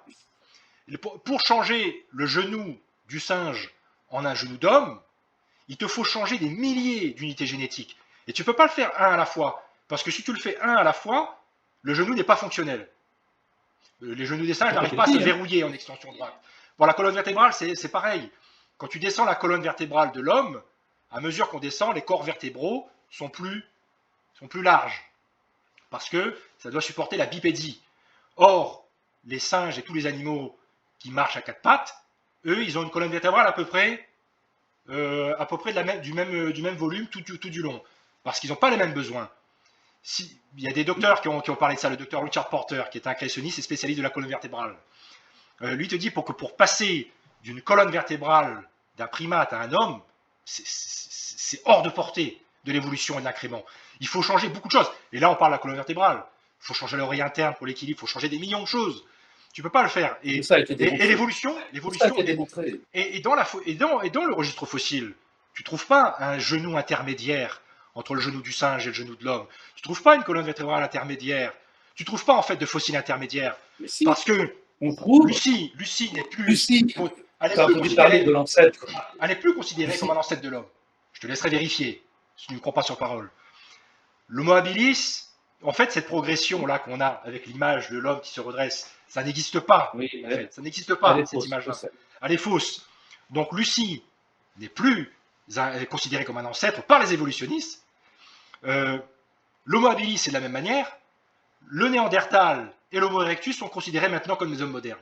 Ils savent parler, ils savent faire des bijoux, ils savaient organiser leur grotte, ou voilà, ils savaient faire plein de choses, faire des vêtements. Tu es d'accord? Ce sont des hommes modernes. Il y avait plusieurs espèces d'êtres humains. Il y avait donc plusieurs espèces d'êtres humains. Alors, on dit que le Néandertal s'est accouplé avec l'Homo sapiens. Et quand deux espèces s'accouplent ensemble, on dit que c'est la même espèce. Donc aujourd'hui, si tu veux, l'Homo sapiens et le Néandertal, ce sont des hommes en fait, modernes. Les deux sont droits, les deux parlent, les deux, au contraire, on se demandait si le Néandertal n'était pas plus intelligent que nous sur certains aspects. Mais bon, c'est peut-être dû au mode de vie qu'il avait, qui représentait peut-être beaucoup plus de challenges que nous. Mais tout ça pour te dire qu'en fait, on n'a pas non seulement en biologie, on n'a pas de processus de génération d'informations, parce que c'est ça que l'évolution a besoin. C'est pas le fait de faire, à partir d'un chien à poil mi-long, de faire des chiens à poil long et des chiens à poil court. Ou d'avoir un homme noir. Non, mais ça, c'est pas l'évolution. Ça, c'est de la spéciation. Là, on ne génère pas d'informations. On sélectionne à partir du code génétique existant. Des espèces. Nous, ce qu'il faut, c'est générer du nouveau. Quand on sélectionne, alors c'est plus la sélection naturelle, c'est la sélection humaine, mais c'est la même chose. À partir de sélection, on fabrique de nouvelles races de chiens. On se prend un peu pour Dieu, en fait. Ça, c'est concret, ça. Mais ça, si tu veux, ce n'est pas de l'évolution, je le répète. D'ailleurs, Imagine, imagine à grande échelle.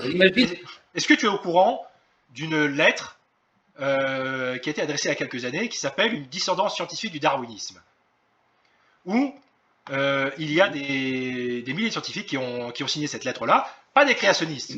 Regarde ce qu'ils disent. Au cours des dernières décennies, de nouvelles preuves scientifiques provenant de nombreuses disciplines scientifiques, telles que la cosmologie, la physique, la biologie, la recherche sur l'intelligence artificielle et d'autres, ont amené les scientifiques à commencer à remettre en question le principe central du darwinisme sur la sélection naturelle et à étudier les preuves qui la soutiennent plus en détail. Pourtant, les programmes de télévision publics, les déclarations de politique éducative et les manuels scientifiques affirment que la théorie de l'évolution de Darwin explique pleinement la complexité des êtres vivants. Oui. Le public a été assuré que toutes les preuves connues soutiennent le darwinisme et que pratiquement tous les scientifiques du monde croient que cette théorie est vraie. Je vais finir. Hein. Les scientifiques figurant sur cette liste contestent les milliers de scientifiques qui apparaissent sur cette liste, donc je mettrai en boîte de description. Les inconnus contestent la première affirmation et constituent un témoignage vivant en contradiction avec la seconde. Depuis que la Discovery Institute a lancé cette liste en 2001, des centaines de scientifiques ont courageusement signé leur nom. La liste s'allonge et comprend les scientifiques de l'Académie nationale des scientifiques des États-Unis, russes, hongroises, tchèques, etc., partout dans le monde, Yale, Princeton, MIT, Stanford, Berkeley, etc. Et ils disent, nous sommes sceptiques quant aux affirmations selon lesquelles les mutations aléatoires et la sélection naturelle peuvent expliquer la complexité de la vie. Un examen attentif des preuves de la théorie darwinienne devrait être encouragé. Il existe une dissidence scientifique à l'égard du darwinisme. Cela a le mérite d'être entendu. Donc, il y a de vrais arguments. La sélection naturelle, comme tu dis, ça sélectionne. Ça sélectionne et donc ça ne génère pas, ça ne crée pas. Ça veut dire que tu prends dans des lettres, tu prends dans un... On sait comment la vie est apparue. Tout ça, on sait. Hein. On sait que la vie est apparue sur Terre il y a à peu près 3,5 milliards d'années. Sous forme d'algues monocellulaires, qu'on appelle stromatolites. On a peut-être déjà entendu parler, qui existent toujours. Oui. On a retrouvé ces stromatolites, on les a datés. Donc, on a retrouvé des fossiles de stromatolites il y a 3,5 milliards d'années. Quand tu regardes à l'intérieur d'une cellule vivante, à l'intérieur, tu as toute la génétique de la vie sur Terre. On possède en nous le code génétique des poissons, de tous les mammifères.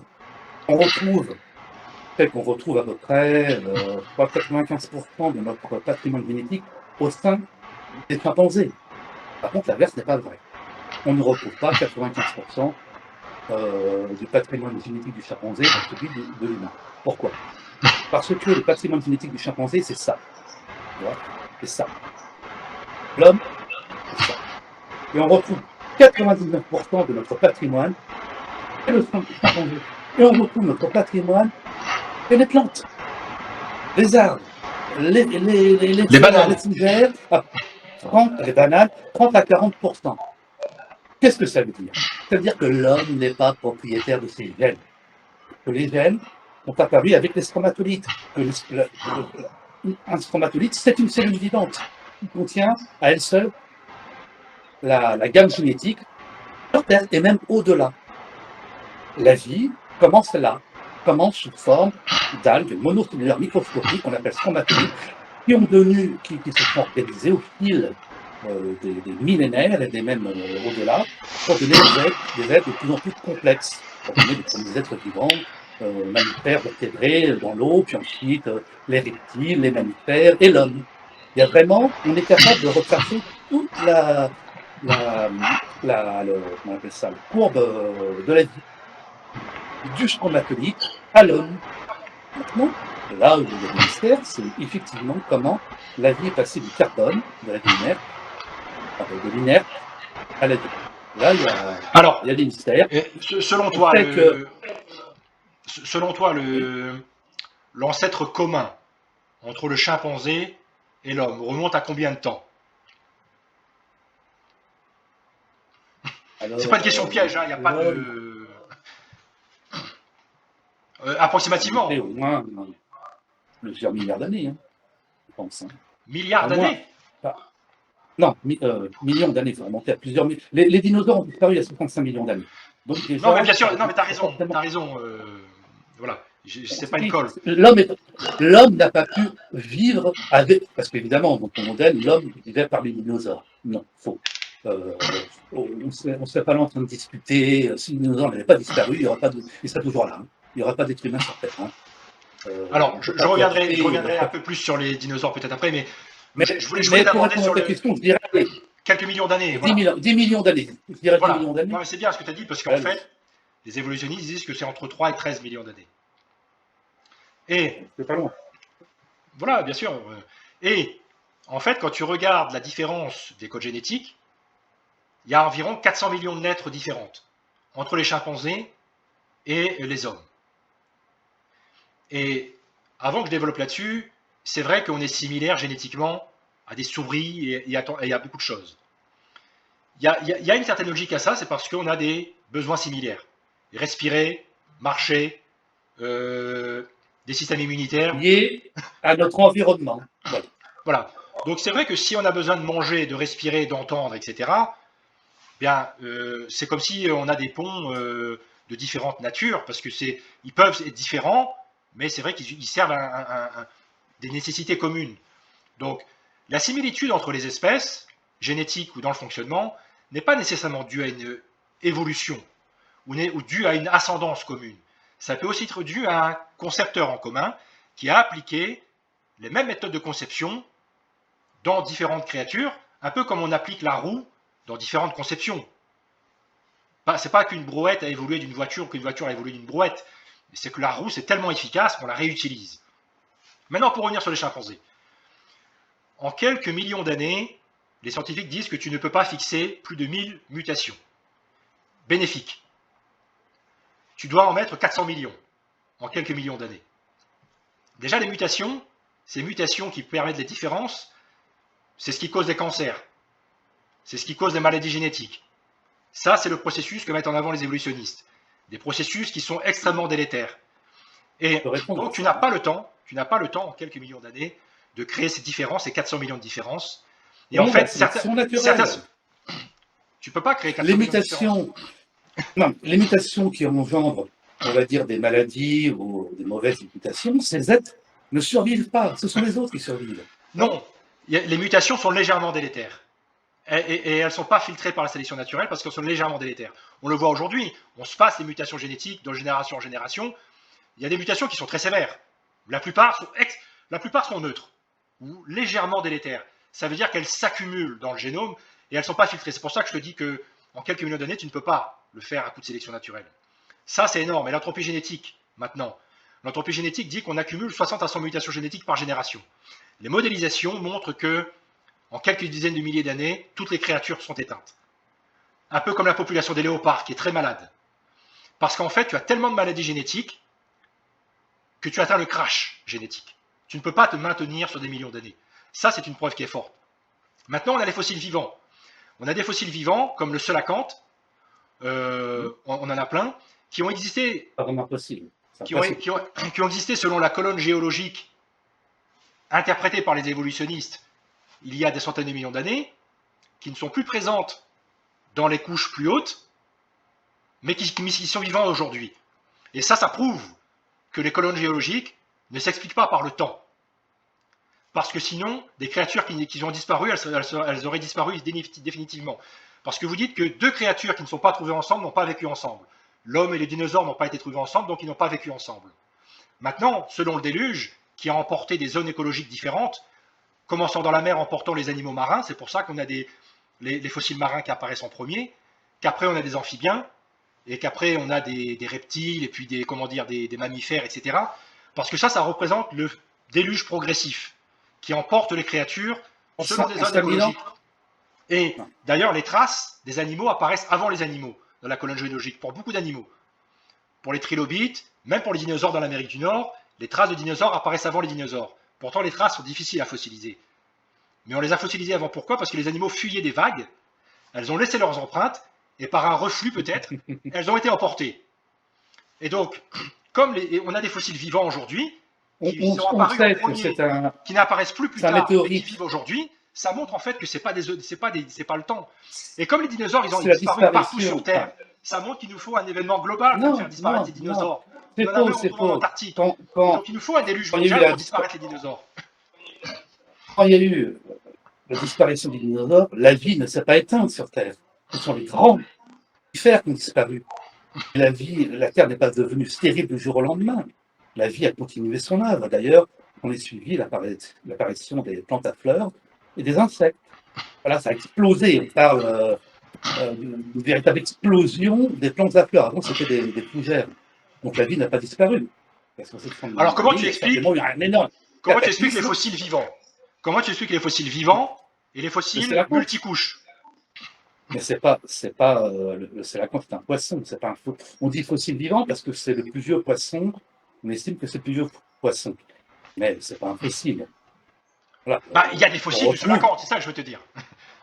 Ah oui, il y a Qui certainement des fossiles de sélacanthe. qui sont selon l'échelle géologique, jusqu'à 350 millions d'années en arrière. Et ils ne sont pas trouvés avec les baleines, alors qu'aujourd'hui ils vivent avec les baleines aussi. Donc ça montre bien que ces interprétations, pas trouvées ensemble, ça veut dire qu'ils n'ont pas vécu ensemble, c'est pas toujours vrai. Je ne comprends pas trop ce que tu veux dire. Répète-moi ça, mais de manière un peu plus inaudible. Oui, oui, oui. Selon l'évolution, si deux créatures ne sont pas trouvées ensemble, c'est qu'elles n'ont pas vécu ensemble. L'homme n'est pas trouvé avec les dinosaures, donc il n'a pas vécu en même temps que les dinosaures. Est-ce que c'est... Je représente clairement la chose là.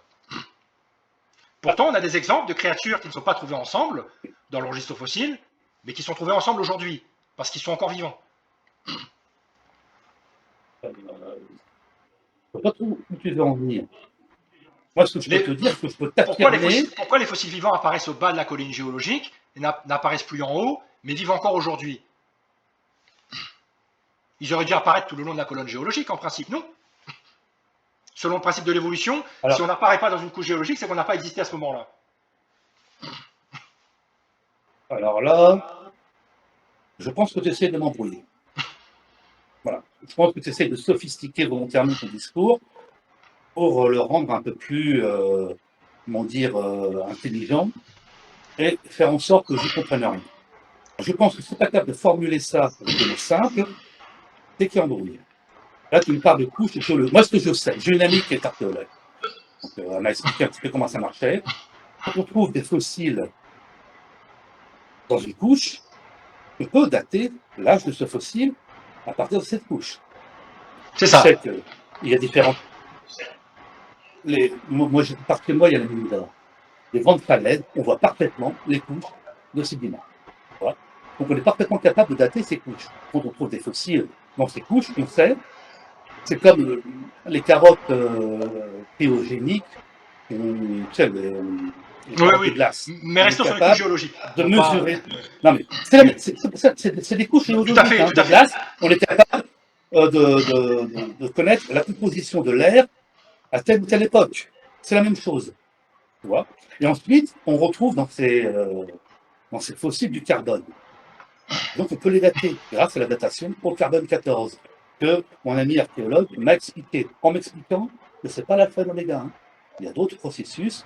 Le carbone 14, c'est très précis, parce que c'est lié à la dégradation du carbone. C'est très précis. Mais il faut retrouver du carbone.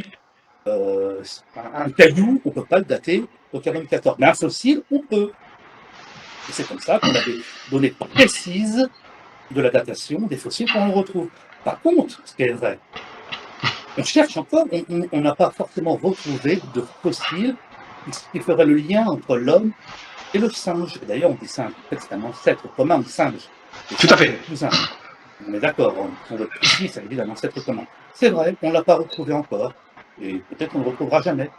Et moi, ce que je veux t'expliquer, c'est que, certainement, au milieu des années 90, on a isolé le génome humain. Le grand scientifique, le pape de la génétique moderne, va faire ce travail avec son équipe. On avait fait un pas. On se disait que l'homme étant l'espèce la plus évoluée, nous devrions nous retrouver avec un patrimoine génétique conséquent.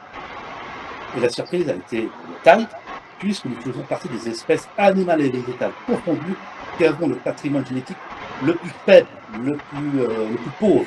Guère plus qu'un grain de maïs non génétiquement. Oui, parce que par exemple, on a 46 chromosomes, alors que je crois que les écrevisses, elles en ont plus de 200. Les chiens, en ont 78. Mais bref, oui. Donc, c'est ce qui explique pourquoi on retrouve notre génome dans tous les autres espèces et pas forcément la nôtre. Bon, ce que je vais t'expliquer, c'est important. C'est une grande histoire. C'est l'histoire d'un journaliste qui publie, qui est spécialisé dans les revues scientifiques et qui publie dans les revues scientifiques. En fait, c'est un journaliste scientifique, mais généraliste. Il touche à tout. Quand on a découvert, d'abord, ça va commencer avec cette histoire de génome. Dans les années 90, on isole le génome, c'est lui qui va couvrir, qui va interviewer d'ailleurs ce grand professeur, et qui va nous expliquer sa théorie. Il dit, le professeur dit, notre patrimoine génétique est extrêmement pauvre. C'est pas normal. Il s'est passé quelque chose. Et surtout, il ajoute que quand on est isolé, là par contre, j'apporte de l'eau à ton moulin. Quand on regarde ton génome, on le compare à celui de ton père, on va voir des similitudes. On verra aussi des différences. Maintenant, on le compare avec le mien. On verra des différences. On verra aussi des similitudes. On verra des gènes que j'ai, que ton père n'a pas. Par contre, il y a un gène qu'on a tous. Tous en commun. Celui-là, on l'a tous. Celui-là, je l'ai. Tous les hommes l'ont. D'ailleurs, le créationniste américain l'appelle le gène de la création. Ce scientifique dit qu'il s'est passé quelque chose, un événement cataclysmique, qui date à 75 000 ans, qui a fait que l'homme a tout simplement failli disparaître, et nous serions les descendants d'un seul groupe familial qui a survécu. On a cette théorie, c'est la théorie du goulot et du fondement. Exactement. Que nous, on pense que c'est le déluge. Nous, on pense que c'est le déluge, le goulet d'étranglement. Mais je vais t'expliquer. On a tout le scénario. Hein. On le connaît maintenant sur le bout des doigts. Ce journaliste note ça quelque part de sa tête, très bien. Et on l'envoie plus tard couvrir une autre. Là, il s'agit de carottes glaciaires. On a retrouvé des cendres. Dans une couche, on a retrouvé des cendres de volcans. Tu trouves des cendres de volcans dans ton jardin, de les canaliser, on est capable de te dire à quel volcan appartient cette cendre. À chaque volcan, sa cendre. Tous les volcans connus sur Terre sont référencés. Là, cendre de volcans inconnus. Et plus récemment, il y a à peu près une vingtaine d'années, on a découvert le lac Toba en Indonésie, à Sumatra, n'était pas blanc. C'est un caldeira d'un supervolcan. Et quand on découvre un nouveau volcan, ou un supervolcan, la première chose qu'on fait, on le date. Et sa dernière éruption remonte il y a 75 000 ans. Donc 75 000 ans, ce volcan est en éruption, a provoqué un hiver volcanique, et l'homme, il y avait déjà des hommes il y a 75 000 ans, et on a fait tous disparaître, et il y a un groupe qui a survécu. Nous sommes les descendants de ce groupe qui a survécu. Ça, c'est de la science. En fait, si tu veux, ce qui est important de préciser, c'est qu'en fait, entre créationnistes et évolutionnistes, on pense toujours qu'il y a 100% de désaccord. C'est pas le cas. C'est comme deux cercles, un peu comme les Jeux Olympiques, où il y a un ensemble de choses sur lesquelles on est d'accord. Et en fait, ce qui va faire la différence, c'est les âges souvent qu'on met dessus, ou l'événement qu'on met dessus. Et moi, ce que j'apprécie en fait dans le modèle évolutionniste aujourd'hui, c'est qu'il ressemble de plus en plus au modèle biblique. Tu vois, le fait de dire qu'on peut descendre. On va en parler. Parce que les évolutionnistes aujourd'hui, ça c'est très étonnant, autorisent dans leur modèle qu'on descende d'un seul homme et d'une seule femme. Ils l'appellent la dent du chromosome Y. Non. Les évolutionnistes ne disent pas ça. Hein. Oh. Alors, non, mais ils vont dire que ça vient d'un groupe de 10 000 personnes, mais qu'il n'y a que la génération d'une femme qui a survécu. Il n'y a que la lignée d'une femme qui a survécu. Quelque chose comme ça dans ces zones. Voilà. Il appelle la dent du chromosome Y et l'ève mitochondriale. Oui. Voilà. Exactement. Et qui n'ont pas vécu en même temps. Hein. Voilà, et plus cette histoire du goulet d'étranglement, et plus ce passage par la Mésopotamie, moi je trouve qu'il y a des choses très intéressantes. Et maintenant, je voudrais que tu dises un mot sur la croissance démographique qui semble correspondre au modèle biblique. Parce qu'en fait, de 5000 ans en arrière aujourd'hui, tu as besoin d'une croissance de 0,4%. Pour info, notre croissance avait été de 3% ces dernières centaines d'années, ce qui était fort, mais c'est vrai qu'elle était plus basse. Donc c'est pour ça que 0,4% c'est plutôt pas mal. Tandis que si on va sur 10 000 ans, 15 000 ans, 100 000 ans, il faut aller sur des croissances démographiques de 0%. Ce qui n'a jamais été constaté.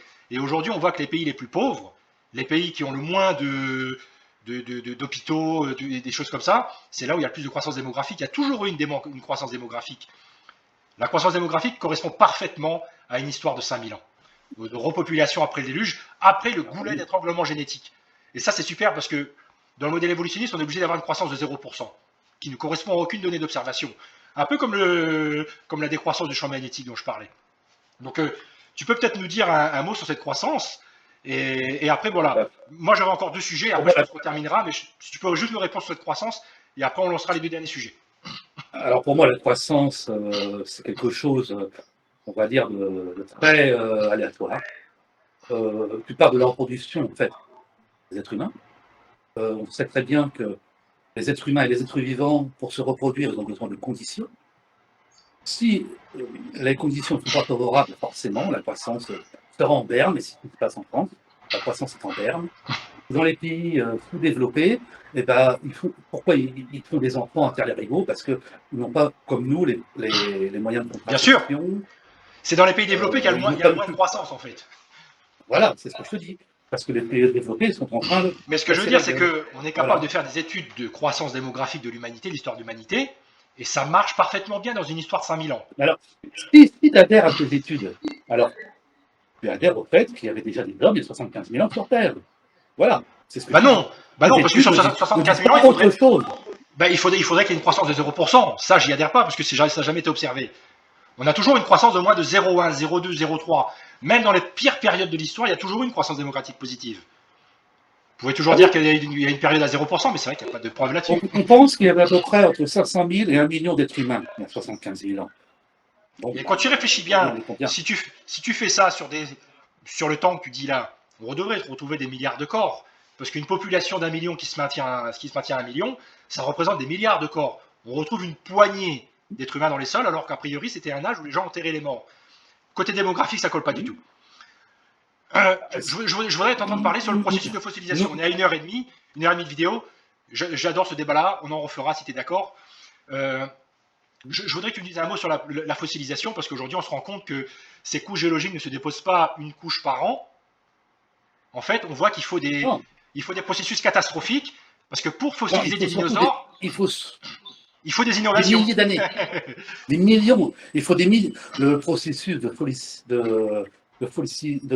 fossilisation, il faut des millions d'années pour transformer un fémur d'un tyrannosaure en caillou. Il faut des millions d'années. Bon, déjà, le fait qu'on trouve des fossiles prouve que la Terre a des millions d'années. Rien que ça, déjà, toi-même, tu adhères aux fossiles, toi-même, tu te contredis. Oui, ce que tu dis toi-même, qu'on retrouve des fossiles, et ces fossiles, on est capable de les dater. Scientifiquement, c'est pas la datation hasardeuse. Par un raisonnement circulaire. La couche date le fossile date la couche. Mais sur le processus de la fossilisation, c'est un processus fulgurant. Ce n'est pas un processus lent. Et nous avons les preuves. Parce que les fossiles, si tu ne les crées pas rapidement, si tu emportes pas un dinosaure avec des tonnes et des tonnes et des tonnes de sédiments, le dinosaure ne se fossilise pas. Aucun animal ne se fossilise, aucun poisson. Parce qu'il y a les charognards, les bactéries, les microbes. Et il y a des tests qui ont été faits là-dessus. On a fait des tentatives. Il reste quoi? Il reste rien. Les os. Il reste rien. Il reste les os. Non.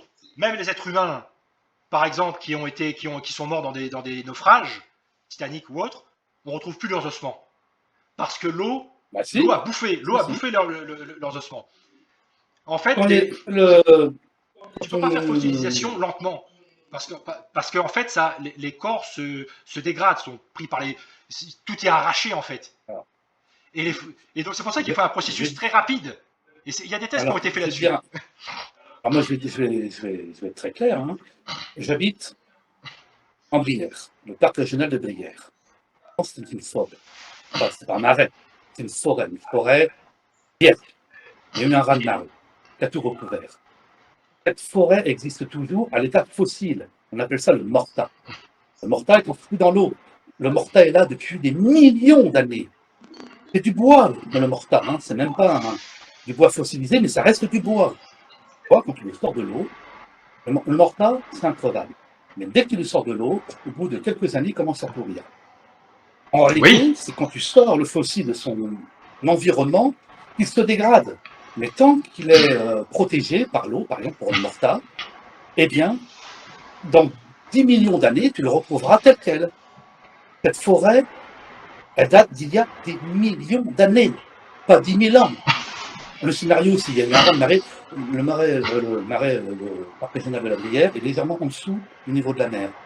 Il y a eu un raz-de-marée par un tremblement de terre, on appelle le sillon de Bretagne, parce que moi, à 20 km de chez moi, il y a le sillon de Bretagne, c'est net, tu as deux planchers, comme ça, tu as un premier plancher et l'autre, il est au moins à 2 mètres au-dessus de toi. C'est-à-dire que le sol s'est soulevé d'un coup de 2 mètres. C'est ce qu'on appelle le sillon de Bretagne. Ça, c'est arrivé il y a plusieurs milliers d'années, et pas 10 000 ans. Et quand tu dis que l'univers a 10 000 ans, là encore, j'insiste, ça veut dire que tout ce que notre Terre dans l'univers serait contenu dans une bulle de 10 000 années-lumière. Ça n'est pas possible. C'est tout simplement pas possible. Ça veut dire qu'on est avant le Big Bang. On est justement avant l'inflation. On est en train de vivre le Big Bang finalement. Ça ne tient pas la route. C'est pas ce qu'on observe. Alors bon, sur le processus de la fossilisation, moi j'encourage tout le monde à regarder, parce que c'est pas un processus lent, parce que sinon il n'y a rien de préservé. Il faut des tonnes de sédiments. Okay. Il y a des tests qui ont été faits sur des crocodiles australiens, où on les avait placés manuellement dessous des sédiments, dessous du sable, et en fait ils sont remontés, ils ont été bouffés, il ne restait plus rien en fait au bout de quelques semaines. Et donc, Si, il reste les autres.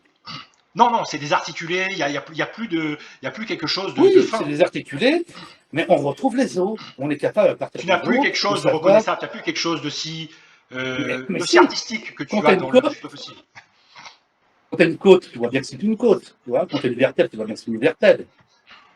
C'est un métier, la paléontologie. Hein. Et justement, les scientifiques de cette étude-là, australienne, disaient qu'en fait, il faut un enfouissement rapide. Il faut des inondations rapides.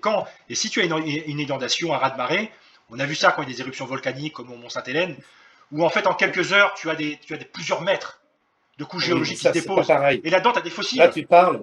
L'île de Surpsy, là, de la Finlande, c'est pareil. Tu parles d'éruptions volcaniques qui enfouissent de manière rapide. Évidemment. C'est ça qu'on voit dans le registre géologique partout. Quand on étudie la disparition du dinosaure, on peut considérer que c'était rapide aussi. Hein. Dire, vu ce que le cataclysme que ça a engendré, ça n'a pas pris 3 plombes en réalité. Mais encore une fois, quand tu déterres un cadavre que tu as enterré il y a 100 000 ans, tu vas le retrouver, ton cadavre. Tu vas retrouver ses os, ses dents, peut-être même ses cheveux. Tu vois ? Tu as des millions de bisons qui ont parcouru les plaines américaines. Il n'y a pratiquement aucun fossile de ces bisons-là. Parce qu'en fait, tu n'as pas d'enfouissement par les sédiments. Mais parce qu'on n'a pas cherché. Non, il n'y a pas. Si le registre fossile est complet. Moi, je le dis. Tu vois, tu dis qu'on n'a pas trouvé l'ancêtre humain. On ne le trouvera pas. En fait, le registre fossile aujourd'hui, quand on regarde les créatures qui existent aujourd'hui et ce qu'il y a dans le registre fossile, ça correspond très très bien. Ce qu'on s'attend à trouver, on l'a trouvé. Et ce qu'on ne s'attend pas à le trouver, on ne trouvera pas. Aujourd'hui, le registre fossile, les fossiles qu'on a, représentent jusqu'à 80-85% tout ce qui existe. Donc c'est pour ça qu'on ne s'attend pas à trouver d'autres choses. Écoute, est-ce qu'on peut dire un dernier mot ? Est-ce qu'on peut dire un dernier mot ? Non, excuse-moi. Moi, j'aimerais que tu répondes sur les dinosaures. Tu me dis qu'on ne trouve pas de fossiles, on trouve des millions de fossiles de dinosaures, on est capable de la reconstituer. Alors, quasiment en entier. Quand on dit ils ont disparu il y a 65 millions d'années. Alors, ça prouve bien que cette étude-là, australienne, elle a un peu bidon. J'ai regardé aussi Jurassic Park pour les 65 millions d'années, j'ai bien aimé le film. Je déteste Jurassic Park, et j'adore Spielberg. Hein. Mais allez, on se fera un débat là-dessus. Sur les dinosaures, il faut une catastrophe mondiale pour tuer tous les dinosaures sur toute la Terre. Il faut une catastrophe mondiale. C'est pour ça qu'il y a eu beaucoup de scénarios proposés. Et les dinosaures sont souvent trouvés avec la tête complètement à l'arrière, arquée, et la queue comme ça. Je pourrais mettre une image sur l'écran au moment du montage. Et en fait, ça, c'est la pose qu'ils appellent la pose opistotonique, si j'arrive à le prononcer. C'est-à-dire, c'est la mort dans l'eau, qui fait que le cou et la queue se relèvent comme ça. Beaucoup de disparitions de dinosaures, c'est lié à l'eau. C'est pour ça que dire que c'est lié au déluge de Noé, c'est pas fou. Et sachant que pour fossiliser des dinosaures, il faut beaucoup de sédiments. Il ne faut pas les laisser à l'air libre comme ça. Sinon, ils meurent. Il y a 65 millions d'années, ils ont le temps d'être couverts par les sédiments. Ils sont bouffés en attendant. Ils sont bouffés. T'as plus. On a retrouvé des dinosaures. On a retrouvé des dinosaures avec des comment dire, qui étaient en train d'accoucher quand ils ont été fossilisés. Ça montre qu'on est dans une fossilisation fulgurante. C'est pour ça que c'est pour ça que je voulais en finir moi avec l'âge des roches, parce que c'est très lié. Quand tu parles de volcanisme, il y a 300 000 ans, je ne sais plus ce que tu as dit.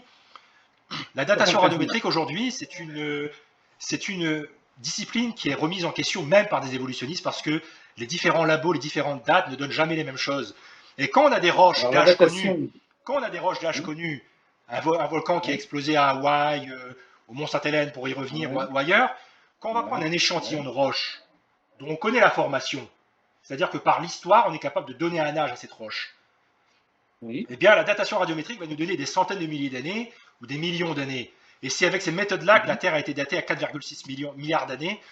Et on sait aujourd'hui que le plomb qui avait été utilisé dans la météorite pour calculer l'âge de la Terre, ce n'est pas du plomb radiogène issu de l'uranium. C'est du plomb qui existait à la base de la météorite. Et c'est pour ça que ça fausse l'âge de la Terre. Il y a beaucoup de preuves de jeunesse de la Terre. Le champ magnétique, la distance de la Lune, la jeunesse du sol océanique, les fossiles marins. Tout scientifique qui dit que l'univers a 10 000 ans sont des charlatans. Simplement, ce ne sont pas des scientifiques, ce sont des idéologues qui veulent nous faire adhérer à leur mythologie, bien qu'ils n'en ont aucune preuve. Tandis que, à l'inverse, les évolutionnistes, et je précise, car on n'en a pas parlé, je voulais en parler, ce qu'on appelle l'inflation, moi j'appelle ça l'évolution, et c'est l'évolution qui nous permet, enfin l'évolution de l'univers, qui a commencé il y a 13,6 milliards d'années, l'univers est une vaste évolution. De l'hydrogène, on en arrive au fer, aux éléments plus lourds que le fer, plusieurs générations d'étoiles. Donc, ce que je veux dire, c'est que l'âge de l'univers ne peut pas être remis en question. Remettre en question l'âge de l'univers, c'est remettre en question et l'âge de la Terre. Si on parle de l'âge de la Terre. Tu as parlé de l'âge de l'univers. On en vient à l'âge du Soleil. On est capable de dater le Soleil grâce à sa lumière. À travers, tu connais la spectroscopie. Oui. On le doit à Cecilia Payne. Enfin, pas la spectroscopie, c'est Bazin. La spectroscopie, mais elle s'interroge de quoi est composé le Soleil. Elle va appliquer la spectroscopie au Soleil. Si ça marche pour le Soleil, ça marche pour les étoiles. À partir de la lumière d'une étoile, on est capable de savoir sa composition, sa taille, sa masse, sa température, son âge, sa distance. À partir de ça, lumière. Donc, si l'univers a 10 000 ans, tout ce qu'on sait sur la lumière, c'est du flan. Ça veut dire que tous les travaux d'Albert Einstein, c'est du flan. Tous les grands prix Nobel de physique de notre histoire sont des charlatans. Et je dirais même des menteurs. Et on reprend le nom de ta chaîne. Alors, moi j'aime pas trop ces termes. Non, la question que je te pose, qui doit-on croire au scientifique là, qui nous dit que l'univers a 10 000 ans, ou ce que nos yeux nous montrent? Il faut parler des scientifiques. Toi ou Albert Einstein, concrètement? Pas. Nobel? Bon, écoute, moi, ma réponse, c'est le Dieu biblique. Mais, non. Si tu veux, l'univers. J'ai compris, Jordi, l'argument de la lumière. Tu en as parlé. Non, mais tu parles de la Terre. On va parler d'autre chose. Non, mais justement, on va parler de la création. C'est de ça que tu parles, hein, de la création. Nobel va découvrir l'expansion de l'univers, confirmant les hypothèses de Georges Lemaitre. L'abbé Georges Lemaitre, dont tu ne sembles pas connaître, mais je t'invite à te renseigner. Il était tout habillé en prêtre. Hein. On le voit à côté d'Albert Einstein, il est en prêtre. Oui, c'est lui qui va émettre l'hypothèse d'un univers en expansion issu d'un atome primitif. Ça veut dire que Georges Lemaitre nous propose un modèle d'un univers qui n'a pas été développé. Ça veut dire un univers ça c'est intéressant parce qu'on disait qu'il était éternel à un moment donné. Anthony, je n'ai pas terminé. Ça veut dire que le modèle cosmologique standard est un modèle créationniste. Donc, je suis créationniste. Tu vois ce que je veux dire? C'est-à-dire qu'en réalité, je ne remets même pas en cause l'idée de création, si tu veux. Le Big Bang prouve que l'univers est une création. Ce que je remets en question, c'est l'interprétation que tu en fais. Dieu est bien plus complexe que ça. Dieu a créé un univers cohérent, qui fonctionne, qui répond à des lois. Alors, Jordi, pour que ce soit clair, quand tu parles de Dieu, tu parles de Dieu de la science ou un Dieu? Qu'est-ce que tu as en tête quand tu dis Dieu? Le Créateur, le grand architecte. Bon, c'est intéressant parce que c'est vrai que on est à 1h40, je ne pensais pas que tu croyais en Dieu.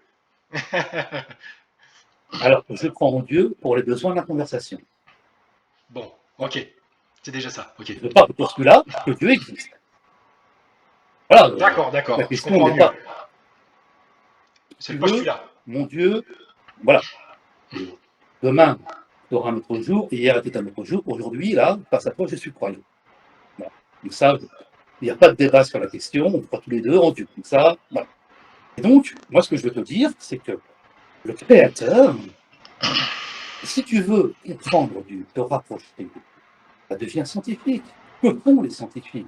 Ils étudient l'œuvre de Dieu. Et que nous dit Dieu? Parce que Dieu nous parle. À travers la science, Dieu nous parle. Qu'est-ce qu'il nous dit? Il nous dit, certes, je vous suis inaccessible. Ma création, vous êtes inaccessible. Mais c'est pas parce que c'est impossible que vous ne pouvez pas essayer.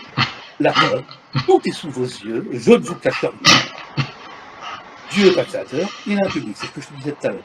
Donc tu vois, je ne remets pas en question Dieu, ce que je remets en question, c'est ton interprétation naïve de Dieu, de la création, c'est une interprétation naïve. Un Dieu avec une longue barbe, chauve.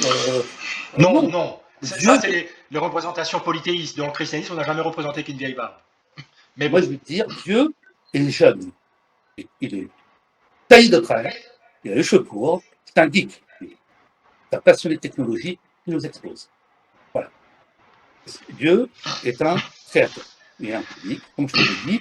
Dieu, en fait, mon Dieu, c'est tout simplement le Dieu de Spinoza, revisité. C'est-à-dire un Dieu matérialiste. D'ailleurs, à l'échelle quantique, Dieu t'explose à la gueule. On dit que l'échelle quantique est une science discrète. Dieu n'est pas discret. Qui a dit Dieu ne joue pas au jeu? Albert Einstein. Eh bien, à l'échelle quantique, à l'échelle de l'infiniment petit, à l'échelle des particules, Dieu joue au dé. Et je pourrais même ajouter que non seulement Dieu existe à cette échelle, mais il est manifeste et il ne peut être nié. À l'échelle quantique, on ne dit pas 1 plus 1 égale 2. On dit 1 plus Dieu égale à tout sauf 2. À moins que Dieu soit égal à 0, mais on peut savoir dans la mesure. Bref, ce que je suis en train de te dire, c'est que si Dieu existe, Dieu est l'être le plus intelligent de l'univers. Cela est manifeste, il ne peut être remis en question. Crois-tu que Dieu peut se résumer dans ta Genèse? L'univers peut-il être résumé dans une Genèse? Dieu nous est-il intelligible? L'immortel? Non, nous n'avons pas le cerveau câblé pour comprendre Dieu. Mais on peut essayer. C'est ce qu'on dit Dieu. On peut essayer. Mais de là à avoir une interprétation naïve, et je dirais même qu'il relève du syndrome de Peter Pan. Les créationnistes se sont inventés un monde imaginaire qui n'existe dans leur tête. Et pour donner un sens à ce monde, ils ont un raisonnement d'enfant. En disant que tout ce qui est écrit dans ce livre est la vérité vraie. C'est comme si moi je me pointais avec le Seigneur des Anneaux en te disant que c'est la vérité vraie. C'est un raisonnement d'enfant. Jordi, j'aimerais te poser une question vraiment sur le champ magnétique de la Terre. Je pourrais essayer de répondre à ce que tu dis là, mais c'est pas grave. Je respecte ton opinion, il n'y a pas de souci. Sur le fait qu'il y a un taux de décroissance que l'on a observé, que l'on mesure, en 1000 ans, il a perdu 40% de sa puissance, il perd 5% par siècle. Donc on a un taux de décroissance mesurable, observable, du champ magnétique. Et quand on remonte, quand on fait une espèce de rétrodiction, prédiction à l'envers, quand on va en arrière et qu'on reconstitue la puissance de champ magnétique, on se rend compte qu'au-delà de 10 000 ans, il est trop puissant, il fait fondre le noyau, il fait fondre la Terre. Non, mais justement, tu sais très bien comment régénérer notre champ magnétique. Le noyau qui se trouve au cœur de la Terre est un noyau de fer, élément issu du fer, Tout à fait. qui tourne sur lui-même. Il y a un courant électrique. Il faut faire un peu de relativité générale. Tu sais que la Terre fait le tour d'elle-même en 24 heures. La Terre, la circonférence de la Terre, c'est à peu près combien? 40 000 km, je crois. La circonférence de la Terre. Je sais pas si Ça veut dire que la 90 000, Terre, mais bref. Oui. à 40 000 Bref, km, la circonférence de la Terre au niveau de l'équateur, ça veut dire que la Terre, on va dire, parcourt entre guillemets sur elle-même 40 000 km en 24 heures. Tu me suis? Maintenant, si tu réduis la taille de la Terre, sans changer sa vitesse de rotation, elle fera le tour d'elle-même en moins de 24 heures. Est-ce que tu es d'accord? Oui. Donc ça veut dire que plus tu réduis la taille d'une planète, d'une étoile, sans changer sa vitesse de rotation, tu accélères forcément sa vitesse de rotation. C'est typique des magnétars. une vitesse de rotation affolante. Au départ, son départ était une étoile considérable. Elle a été réduite à la taille de 30 km de diamètre. La vitesse de rotation est considérable. Bon, bah, ça veut dire que le noyau de la Terre tourne beaucoup plus vite sur son axe que nous à la surface de la Terre. Le noyau de la Terre, c'est une dynamo, c'est un électroaimant. C'est la théorie de la dynamo, en effet, que tu expliques. Ben voilà, c'est un électroaimant extrêmement puissant Alors, qui génère une magnétosphère. Et attends, je n'ai pas terminé. Je t'en prie, je t'en prie. Qui génère une magnétosphère que l'on peut nier. Il suffit de voir les aurores boréales, le gaz astral, c'est un fait. La Terre se refroidit. C'est le courant que l'univers se refroidit. C'est ce qu'on appelle l'entropie. On va atteindre la mort thermique de l'univers, effectivement, si Jésus-Christ ne vient pas nous sauver avant, en effet. Et comme il ne viendra pas nous sauver avant, et la mort de l'univers, c'est dans X milliards d'années. Donc, Jésus attend de préparer ses conditions. Et donc, la Terre refroidit. Et donc, le champ magnétique baisse d'intensité un jour et il cessera, comme sur Mars. Mars est un tiers plus petit que la Terre. Le champ magnétique existe toujours. Mars est toujours un champ magnétique, mais extrêmement faible, qui fait que le sol de Mars est irradié par les rayons du Soleil. Et un jour, la Terre mettra le même destin. On le sait. Voilà, j'ai répondu à ta question. Pourquoi le champ magnétique de la Terre baisse un petit peu, même s'il est très puissant, on a le temps de voir venir, c'est dû au fait que la Terre se refroidit. Oui, bien sûr. Et puis à la résistance dans le noyau qui fait qu'il y a une perte de puissance. Mais regarde la conclusion que disait un partisan de la théorie du dynamo, le géophysicien David Stevenson du California Institute of Technology. En ce moment, il y a un problème avec notre compréhension du noyau terrestre et c'est quelque chose qui n'est apparu qu'au cours des 2 dernières années. C'est une citation qui est assez récente, c'est 2014. Tu as remarqué que le problème est grave. Nous ne savons pas comment le champ magnétique terrestre a perduré des milliards d'années. Nous savons que la Terre a eu un champ magnétique pendant la majeure partie de son histoire. Nous ne savons pas comment la Terre a fait cela. Nous comprenons moins maintenant que nous ne le pensions auparavant il y a 10 ans, comment le noyau terrestre a opéré tout au long de l'histoire. Donc, je veux bien que vous avez une théorie de la dynamo, la théorie de l'impact pour la Lune. Mais c'est pas que la Terre, c'est toutes les planètes. Jupiter a un champ magnétique considérable. Le Soleil produit un champ magnétique complètement erratique, tellement qu'il est puissant. On se demande où est le nord ou le sud magnétique sur le Soleil, tellement que c'est erratique. Ça veut dire que les champs magnétiques, c'est monnaie courante dans l'univers. Donc la Terre a un champ magnétique comme la quasi-totalité des planètes. Il n'y a rien de mystérieux en ça, et on sait parfaitement comment fonctionne le champ magnétique de la Terre. Il n'y a pas de mystère. Là, tu m'apprends quelque chose. Non. Peut-être qu'il y a des créationnistes pour remettre tout en question, mais scientifiquement, non, on comprend parfaitement le fonctionnement du champ magnétique de la Terre, et on l'étudie. Mais ce qu'on observe, c'est la décroissance. Au taquet. Oui, et donc, nous observons des croissances. Non, c'est 40% en 1000 ans. Donc effectivement, si tu vas sur 10 000 ans déjà, tu as un champ magnétique qui est trop puissant. Donc après, vous êtes obligé de dire, non, en fait, il a été stable, ou il n'a pas baissé, ou il a remonté. Mais c'est vrai que vous avez... Je ne vois pas comment le champ magnétique aurait pu être puissant de 40% il y a 10 000 ans. Il y a 1000 ans. Je ne vois pas. Il y a 1000 ans, il était 40% plus puissant. Il y a 1000 ans. Il y a 1000 ans, il y avait déjà des hommes sur Terre. Non, il y a 40 il était plus puissant, ça a été mesuré avec la... Parce qu'on est capable de voir avec de la poterie, les particules de champ magnétique dans la poterie. On est capable de mesurer la ça, tu es d'accord. Alors ça, t'adhères. Mais par contre, les fossiles, la datation des fossiles, là, t'adhères pas. C'est un petit peu une spécialité chez les créationnistes, c'est qu'on va tirer de la science des choses qui vous confortent et vous rejetez tout le reste. Les fossiles, il y a du carbone 14 dans les fossiles. Ça veut dire que c'est l'échelle des milliers d'années, c'est pas l'échelle des millions. Il y a du tissu mou, il y a de l'ADN. C'est que des choses fragiles qui résistent pas. Le processus de la fossilisation nécessite un événement d'ampleur catastrophique. C'est pas un processus lent. Tu as des fossiles vivants. Tu n'as pas d'ancêtres dont les créatures apparaissent soudainement dans le registre fossile. Il y a beaucoup de preuves. Non, justement, il y a beaucoup de preuves de l'inverse. Que les créatures ne sont pas apparues. Il n'y a pas de fossiles intermédiaires. La preuve, c'est que les poissons ne sont pas apparus au milieu du désert. Apparus dans l'océan.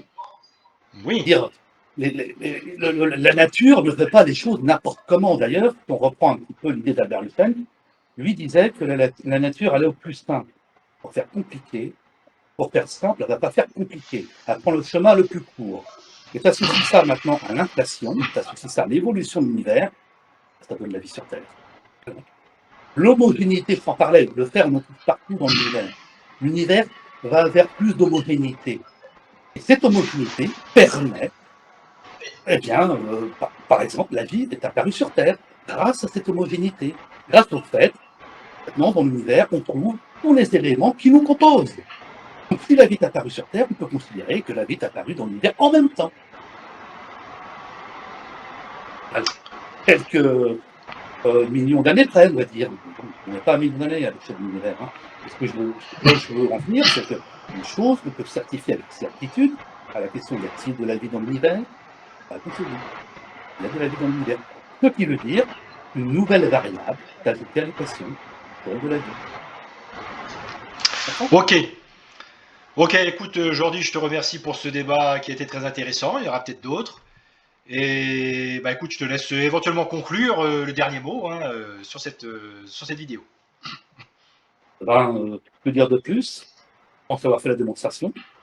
Je pense aussi, je pense, non, j'en suis sûr, tout ce que j'ai dit est vérifiable. Bien que probablement tu n'iras pas vérifier. Que souvent, vérifier, c'est reconnaître qu'on a tort. Hein. Donc, je sais comment ça se passe. Ensuite, je reconnais quand même ta démarche sanitaire et qu'elle doit être soulignée. C'est pas la norme. Hein. Et puis, écoute, on remet ça quand tu veux. Il n'y a pas de souci. Voilà. Ça marche, allez. Et puis, une salutation à ta communauté, hein, que j'espère avoir un peu éclairé, qu'elle aura la bonne intelligence d'aller au moins vérifier par elle-même, plutôt que uniquement de se contenter de tes vidéos. C'est bien d'avoir des différents avis, et puis ensuite faire le sien.